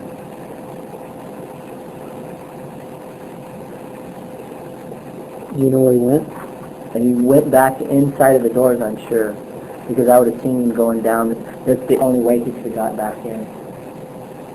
So, based on a educated assumption, or your knowledge of the school and the conditions right then, he had to probably have gone back inside. Because I would have seen him go to the left, and I would have seen him go to the right. He would have had to go down a big, huge stairwell. Okay, so he went back inside. He the had school. to have. Okay. Yeah. What happens at that point then? At that point, cars start pulling up. Another You're talking about Jeffco. Okay. Another Jeffco came from Is this immediately right at this point, or right after the volley. Okay. So they probably heard the volley. And then I see them up on top of the hill. How many cars did you see? One at this point. You said is there more than one in the car? Or There was a motorcycle unit with another deputy, with 144, which is Unit 144. Okay. Somehow they hooked up together before they got up there. So he's in the vehicle, Right. the motorcycle officer. Right. Correct. Okay. Right. So you've got 2 in a unit. Right. Well, he's actually, they're moving real slow, but he's actually behind the door as they're moving up. He's on the Okay. passenger door. Okay. So they're taking a tactical position, trying to come up on the school. Right. Okay.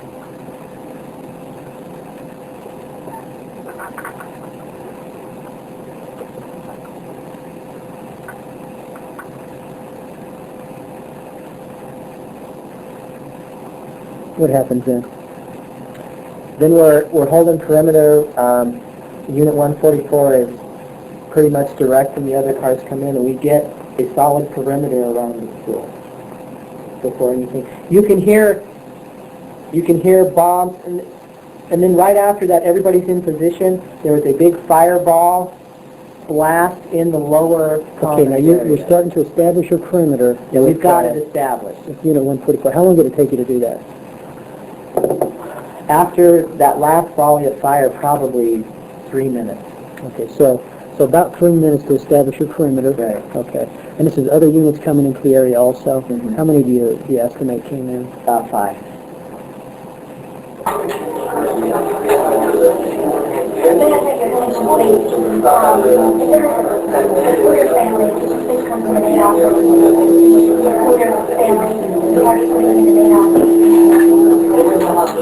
Okay. So about 5 units are used. That's counting you and 144. One- 3 additional. 149, Okay. 144, 147, and 140. We're all there. Okay, and then you're 71, did you say? Right. Okay. So that's the 5 units. All right, so you've got your perimeter, about 3 minutes to get that established. What I'm going to do is have you just diagram basically what happens and how you establish your perimeter when we get finished here, so we don't have to go through all that. But you've got your perimeter established, what happens next? We're just holding the perimeter. We've got, You mentioned an explosion. yeah, and then there was Okay. a fire. You could see the fireball in the lower commons area. A really loud bang and then a big fireball.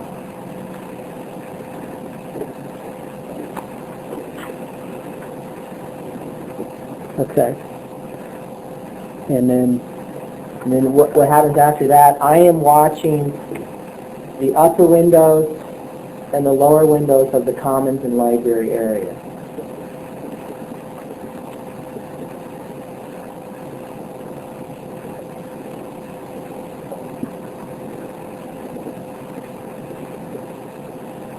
okay.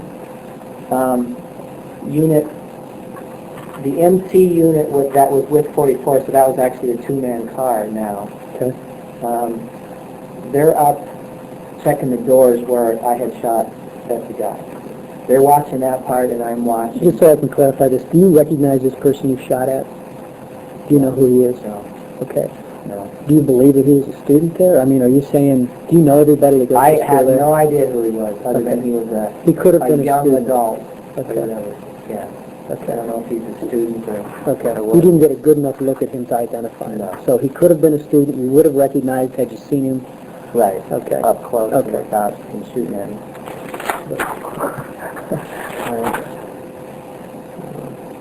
I think when we were getting through your description, I made an assumption that he was probably a young adult, but you estimate him to be what age? Late teens, early 20s would have been my guess. Facial hair that you saw? Uh, Unknown. Okay. All right, I'm sorry. So Unit 144 with the motorcycle unit are checking the doors. They're watching the door. They're watching it or Southwest they're checking it? we're all just establishing it, because we know at this point we're going to need SWAT. Okay. Okay. So this is part of what their assignment was in the perimeter, was to, Right. to watch that. Now, after the volley of fire and we get the perimeter set, we could see 2 kids from the door area. They were laying way over here to the right in the gravel area. One wasn't moving and one was moving their hand up and down on occasion. We could see two victims. The MC unit in 144 could see him. I couldn't see him. I could occasionally see the person's hand up in the air. And these 2 victims were in what area? They were at the just to the far right of the southwest doors. It's really hard to explain. It's hard to do without a diagram. But the doors are here, and then there's a little gravel area that goes down a hill. They were laying over here, and there were other victims laying down in front of the commons area.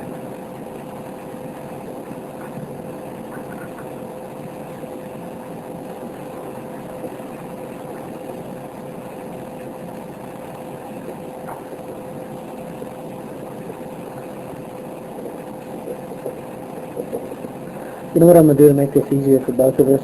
I'm gonna stop the tape and give you like 5 minutes just to do a little quick diagram. Okay.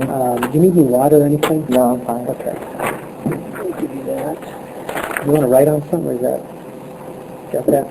I'm gonna stop the tape here. It's 19:10, and I'll be resuming it at the point we resume the interview. Okay, we'll be resuming the interview. Time now is 13. Sorry, go ahead. Okay, this is the patrol car here. Which way is north? This is north. Okay. Okay, and this is west. So this is the southwest parking lot you described. Right. Okay.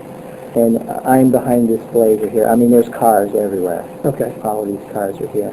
And even the floorboard down here. Why don't you just put an X on the rear of your vehicle there so we can identify that? Okay. Okay. These are the doors. And the vehicle directly adjacent from your vehicle is going to be the Blazer, the white Blazer. Right. Okay. And there's, I think you can see there's a bullet hole. There might be 2 bullet holes. I know there's one right here on the window. Okay. Okay.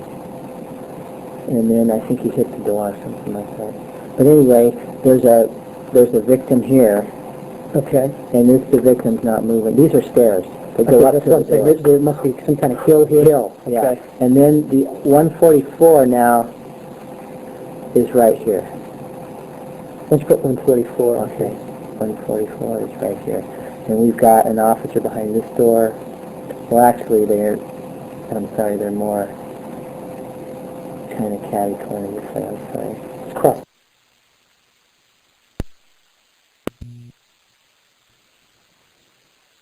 I'm continuing with the statement. I'm sorry, I think we ended where we had identified the other deputy that was behind the engine block of 144. Right. Okay. Go ahead from there. Yeah. So we're communicating back and forth. Deputy Smoker tells me, Neil, you've got upper library and lower common windows. Okay. And that's what you already indicated you were watching. Right. Yeah. And this was all part of how you would establish your perimeter. Right. 144 and the MC unit 144 are going to watch the doors. Okay. 149 pulls in. We set him up here on the south end of the school because these windows also come around here, and then there's a main entrance right here. So he's watching this side behind. I'm sorry, and that's 149? Yeah. 149. And I can't tell you exactly where 147 was, but he was here on Pierce. Then we had 140 on this side of the school. So that's going to be the far north side? Right. And I'm sorry, 149 would have been to the south? Mm-hmm. Okay, and then 144 is basically kind of northwest. Okay, and you're still in your same position. Correct. Okay. All right, everybody has their assignments, and you've identified the 2 people that are basically down. One not moving, the other moving an arm periodically, but you can see, Right. but you can't see the one that's down and not moving. Right. I can see this one.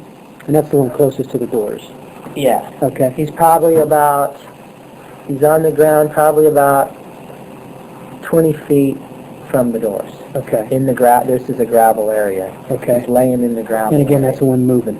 Yeah, I can see his hand going up and down every now and then, and then he would just stop it. But this one here is not moving at all. Okay. Okay.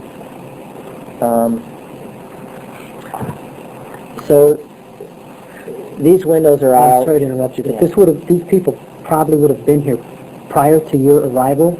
Yeah, they were already down. Okay. Yeah. And you hadn't seen them I yet, hadn't though, seen them, because you were dealing with what was going on Yeah, with this guy. and actually, this car told me that they were down on the ground by the Okay. building. Okay. And then we had, God, I can recall, we had a girl down here. She was down. And you're describing another victim down. She's rolling in some serious pain. Okay, which is going to be east from, almost just across from you, east. Looks like in the roadway that leads into the parking lot. Yeah, she was actually just on the edge of the sidewalk area of the roadway. Okay, now had you come in this way? Uh-huh. Okay, did you see her before there? Okay. Did not see her. More than likely she probably was there? Is that... More than likely. Okay. Yeah. You're focused on some other things, I understand that. Yeah. Okay. Yeah, but we don't... For some reason, we don't see her, because we didn't see her actually until the paramedics showed up.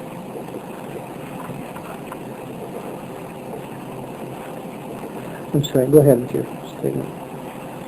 Okay, and then as I'm watching this, and they're watching this, the shooter, this window, okay, the doors are like this, and it's all metal down here, and this window is all broken out like this. Okay, And that was already broken out? yeah, and this one's kind of shattered. Okay. So, and this is all glass right here, so I could You're see, describing glass that's to the, which would be to the right as you look at the doors. right, Okay. I can see the white T-shirt and flak jacket coming back to the door, and at the same time, the NC unit, pretty much simultaneously, we both yell "shooter" at the door. You're yelling this to each other or over the radio? To each other, just by voice. Because we're only like, this is really only about 30 yards away from each Okay, other. and was it the MC? The MC guy, Okay. Deputy Smoker. And you said shooter at the door? And you can see the rifle being propped over the edge of the door here. That's the right door. Right.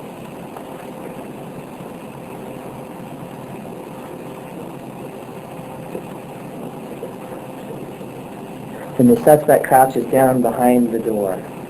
So he's down behind the metal? Okay. With the rifle end sticking out.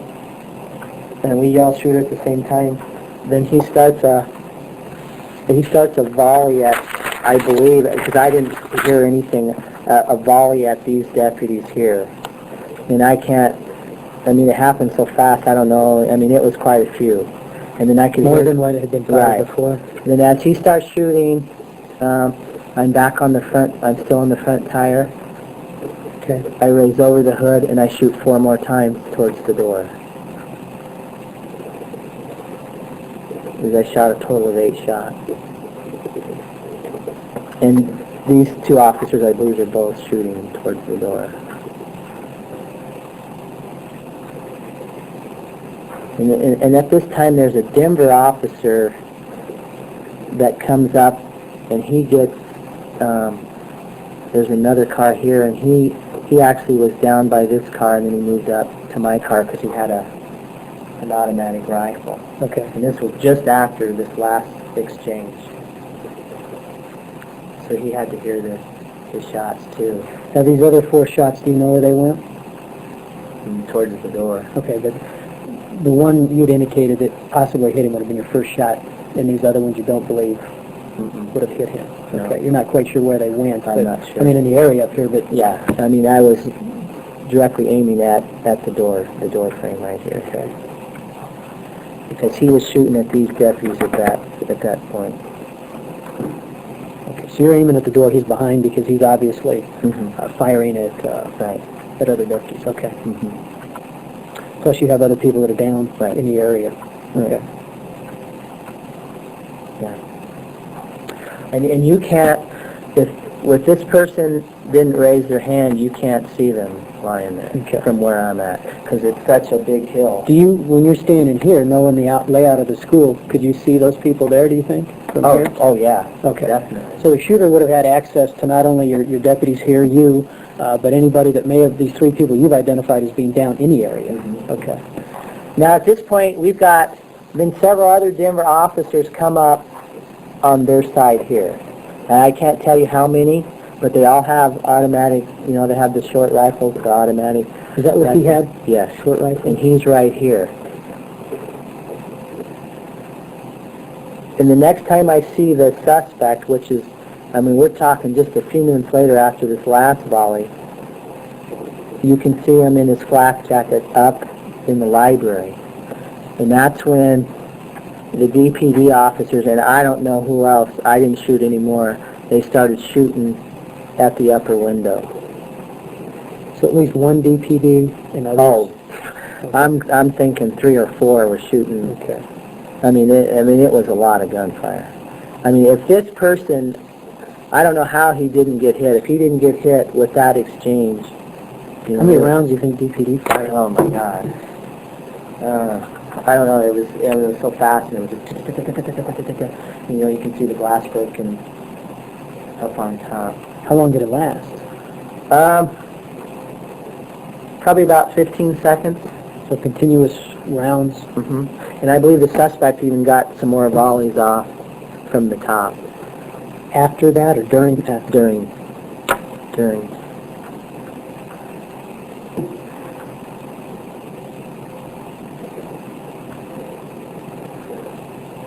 Okay, so pointless to ask you how many rounds are being fired at this time. You know that there's about 15 seconds. A lot where of- DPD is firing continuously. You're seeing glass breaking up in the library, the upper library window area. Suspects returning fire to some degree at that Short point. bursts. Short bursts. Yeah, he didn't stay there too long. No. I would guess that he had to have been hit at some point. You know, I know they're saying that they maybe have self-inflicted wounds, but you know, he did have a flak jacket on. So Okay, but let I me. don't know.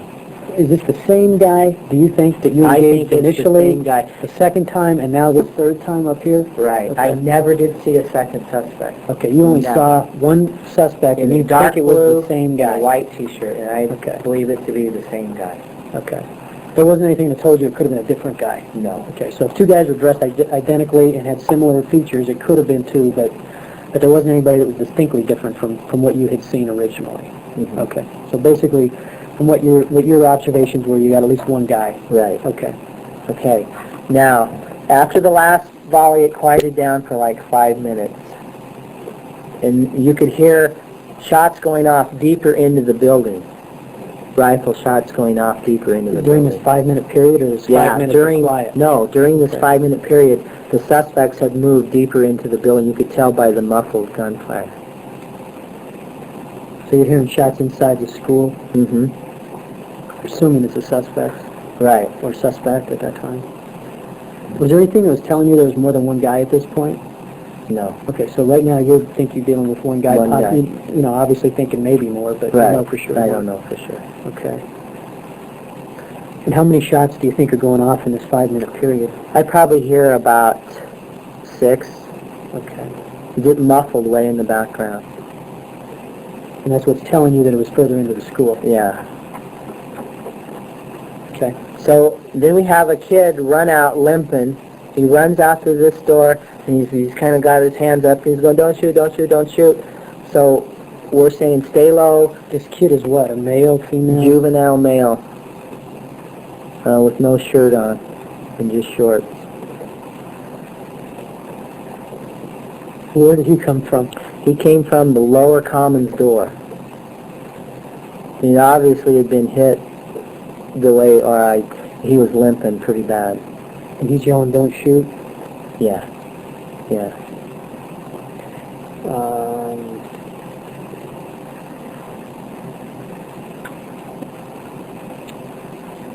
He said that a couple of times, don't shoot, don't shoot. Yeah.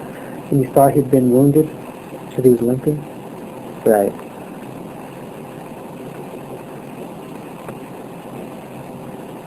Did you know this kid? No. Okay. I didn't recognize him. Okay. It was 2000. Anyway, we get him to a point So right he's here. running in a westerly... Right, and I make a him southwesterly get direction. behind the rear of this one car here. Just to the right of my, or actually to the left of my patrol vehicle. Okay. So since there was any gunfire going, I had Andy move out of the car into the back car here and just crouch down behind That DPD's car, or just a car in the parking just the lot? car in the parking lot.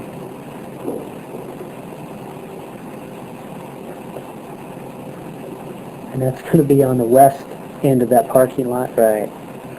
Yeah.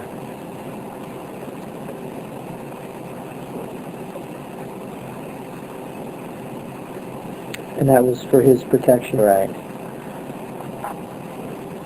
Okay. So I yell over to the kid, I said, did you see the suspect? And he said, there's a big suspect. The only one he saw was dressed all dark clothing. So at that point I knew there was more. Okay, so he gives you a description of a different guy. Now, give me what he says to you. He said, it's a big guy dressed in all dark clothing. I said, do you know who he is? And he says, no, I have no idea.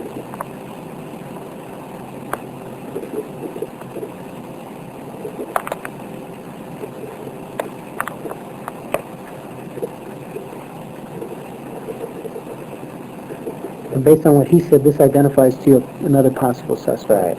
Okay. Yeah. So now you're thinking you got a couple gunmen in there. Right. Okay. Go ahead. So I asked the kid if he was all right. He says, no, I think I've been shot in the upper hip area. But I couldn't see any blood or anything.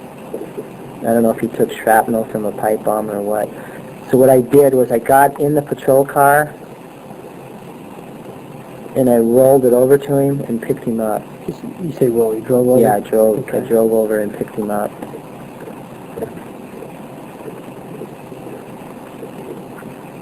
I mean, obviously, you're relatively certain based on what you've seen so far, this wasn't a suspect. Right. Okay. Right.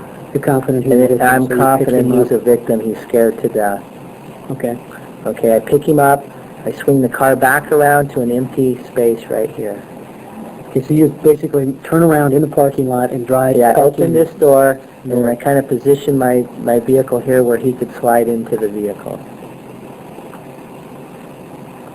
Okay. And then I swung around and it took an empty space and told him just to stay down in the car.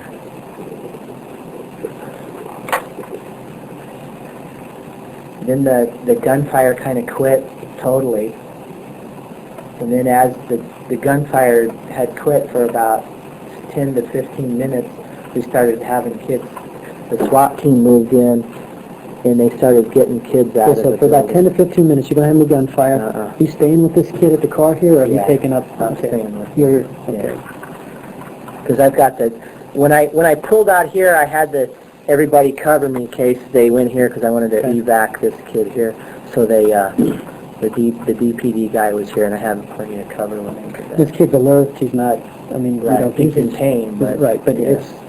I mean, it obviously could have been serious, but it wasn't at a point where Right. you thought he might die. Right. Okay. Yeah. All right. So I'm sorry. So for about 10, 15 minutes, no gunfire. No SWAT's gunfire. arriving. SWAT, everybody's getting into position. Our SWAT is actually in the front, and most of these SWAT guys are Denver guys. Okay. So basically, SWAT's arrived at this point. But as they're staging and getting ready, I mean, we're having kids just pile out of that back door. I mean, they're running everywhere. How many kids would you estimate? 20 to 25. Between this 10 to 15 minute period? After the gunfire had quit, they couldn't stand to be in that building anymore, and they just started running out. And again, about 20, you think? Yeah. Did you say 20? Yeah. Okay. I mean, there was a lot more after SWAT finally went in and could evac. But and then at that point, they called. Where were these 20 kids going? I mean, when they came out, and they're coming out that same exit that you said. Yeah, and up here, just above this, there's a big metal shed, and we got a lot of cops back here, and we got a lot of evac people back here. What we were doing is Deputy Schwederman, who is now, he's the Zebra one, the main bike guy. He's there now on scene, so he's helping us evac. What we're doing is we're sending him to the back car where Andy is, and then we're getting him over the fence, and then he's loading them up, and then he's driving right back up and putting them back behind here. So basically, you're evacuating these kids to a safe location. Right. Okay, which is to the west of the school. Mm-hmm. Okay. Behind the athletic shed. It's actually a cinder block building. Okay. And then we just pretty much just stayed there and watched the windows. I would guess for a good hour. Okay. And then they... No additional gunfire? No. And they actually called me back to the command post because they needed help with the layout of the school. Okay.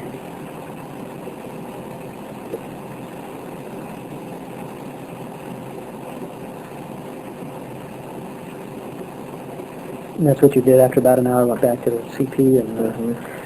And what I would do is I would, at the command post, screen people to make sure, since now they're telling me who it is. It's the two suspects, and now I know who they are. You know them by name? Yeah. Okay. Who are they? Who are you told? Who are the suspects? Dylan Klebo and, Jesus, I'm drawing a blank now. I don't know this kid as well, but we had two deans that did. And I'm sorry, I can't remember his name. If I said his name, would you recognize it? Yeah. Eric? Yeah. Does that sound right, Harris? Eric Harris, yeah. Because I had the two deans with me. I could recognize Clybolt, but I couldn't recognize Scott, so the two deans were with me. Scott? Or? Dylan Clybolt. Right, you say you can recognize Dylan, but you not could Eric Harris. Okay. Yeah.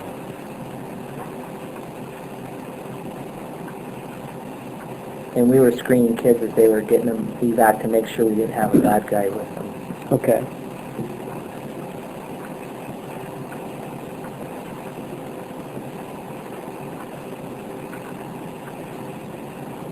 The suspect that you saw, that you exchanged gunfire with, was he Dylan? I believe him. That's who you think? He was more in stature of Dylan. He was, because Dylan's a lot taller than Eric Harris.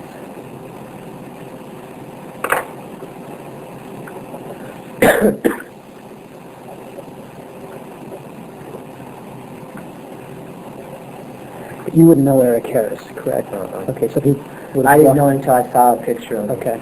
Did you recognize him from the photo then? Okay, so you really don't know this kid at all. I had never dealt with Eric Harris. So based on the descriptions you were given of the suspects and your knowledge of Dylan, based on what you saw occurring, it's your belief that it was Dylan that you exchanged the gunfire with at the door. Okay. Yes. All right. But you can't ID him though from I that. couldn't Okay. tell. I couldn't tell you as we were exchanging gunfire that was Right. Dylan. All I know is a younger male. All right. Maybe with some 20/20 hindsight and some things now, it's your belief that it was probably Dylan that you were. Just based on the stature of Dylan compared to Eric is a shorter person. Okay. Yeah. Okay.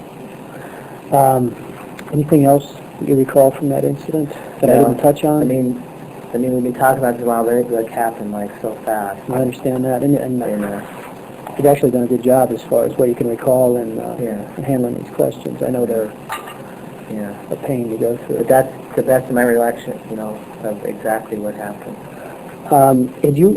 So I assume when you got back to the Gary command... Peterson, please come to the office. Gary Peterson, please come to the office. I assume when you got back to the command post, you'd related to them portions of what had occurred. Mm-hmm. Okay, just bringing people up to speed as to the incident and what they needed to look for and what's potentially going on there. Right. Okay. I was giving them places where they could possibly hide, and I was giving them, tactical information. And you related to them your experiences there too, to some degree. And then once we knew it was Dylan Klebold, he worked in the auditorium a lot, and he knew all the rafter boardwalks and everything because he used to do the lighting for the play. Okay. So I was relaying that. Now, are you at Jeffco? Are you at your command post? Because there was a lot of SWAT units that had command posts coming in. I was at mine. So you're okay. And then they sent me up to the top with Denver to screen people as they were coming out, because they didn't know the good guys from the bad guys. And you didn't do any evidence collection, correct? Mm-hmm. Okay. And let me just take a quick look at your magazine. That you not leave the one in the gun, but just the two that you've got there. Okay, so you have one empty. Mm-hmm. And I don't know where that bullet is. That should be loaded. I didn't even use that clip. This is the one I pulled out of here.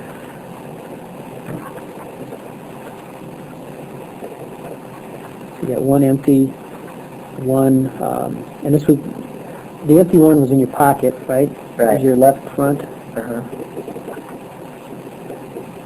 I mean, when I was, after I'd run out, I just shelled it to the ground. I picked it up at a later time. Okay. I was going to go back and ask you that. I didn't want to interrupt you at that point, but at the point, after you fired 8 rounds, your gun holds 8. Right. Okay, slide locked open. Right. So you immediately reloaded at that point. Yeah. Okay. And you dropped what would be this empty magazine right on the pavement, and you left it there. Mm-hmm. Okay. It's like training doing. Right.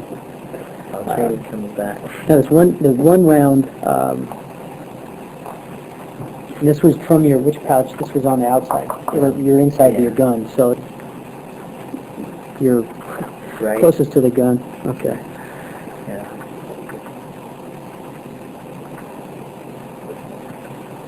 And normally this would carry 7. Right. correct? And to your knowledge, did you ever take it out during this? No, I never took that one out. I used the first one. Okay, so it's unclear where that other round is Yeah, for that. I have. Okay.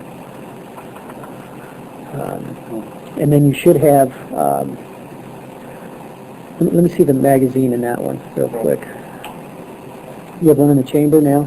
Yeah, should be. Because there were 7 to start with, there should be 6. Okay, and that's what's in here. Okay, Because, yeah, I mean, you only get 8 the first go around. right. And you get 7.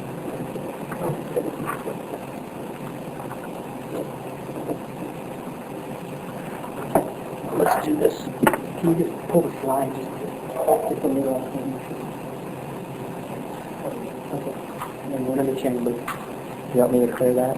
Why don't you just leave it as it is? Just go ahead and put that magazine back in it there. Okay.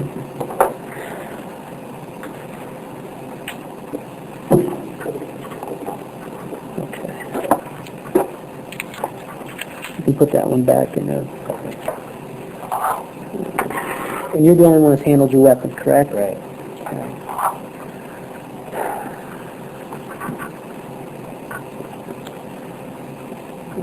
I'm basically at the end of this. If you can just initial your diagram there. Okay.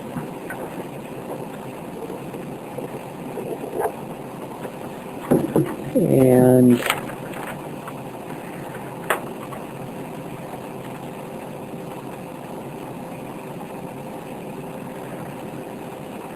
I asked you this before. Any other information I didn't go through with you think was relevant to this? Not that I can recall. Okay. And then I think, You know, there may have been more shots fired, but, I mean, because there was a lot of stuff. right, and I understand that you're not counting every Right. round that's getting exchanged when there's a lot of gunfire going on. Okay. But I did see the big flashbang in the, I mean, it was a big ball of fire. It was big. And that's the one you told me about? Right. Okay. And I mean, certainly, there may be other aspects to this investigation in Right. terms of what your knowledge is about who the potential suspects are and what their involvement and maybe other suspects peripherally involved, which I'm not going to go into with you right now Okay. because our focus was simply to deal with the shoot.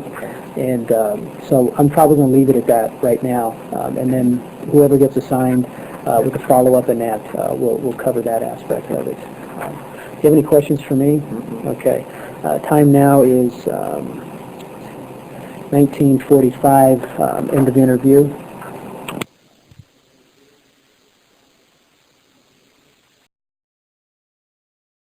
On the day of the massacre, shots were fired at the 2 young men by a Jefferson County Deputy Sheriff, Neil Gardner. He was patrolling the parking lot at the time. Gardner, who's also a coach at Columbine, described his chilling experience for the first time with Dateline's Sarah James. Then I opened the door of the patrol car, and then as soon as I stood up, I saw a suspect enter the southwest doors of the school. As he exited the doors, he started to shoot with an assault rifle. Do you know who he was? Did you recognize him? I recognize him since in between times we were hearing that the suspects could be Eric Harris or Dylan Klebold. Where was that information coming from? From kids running out of the school and on the school radio, because there was people inside of the school. Were those names you knew? Mm-hmm. Yeah, as part of they called themselves the Trench Coat Mafia. He was armed with an assault rifle. How were you armed? I have a .45 semi-automatic pistol. You were pretty outgunned. Mm-hmm. Did he see you, Neil? Was he shooting directly at you, or was he shooting in general? Yes, he was, because we could hear the bullets fly over and we could feel them go underneath the Blazer. How close did they get?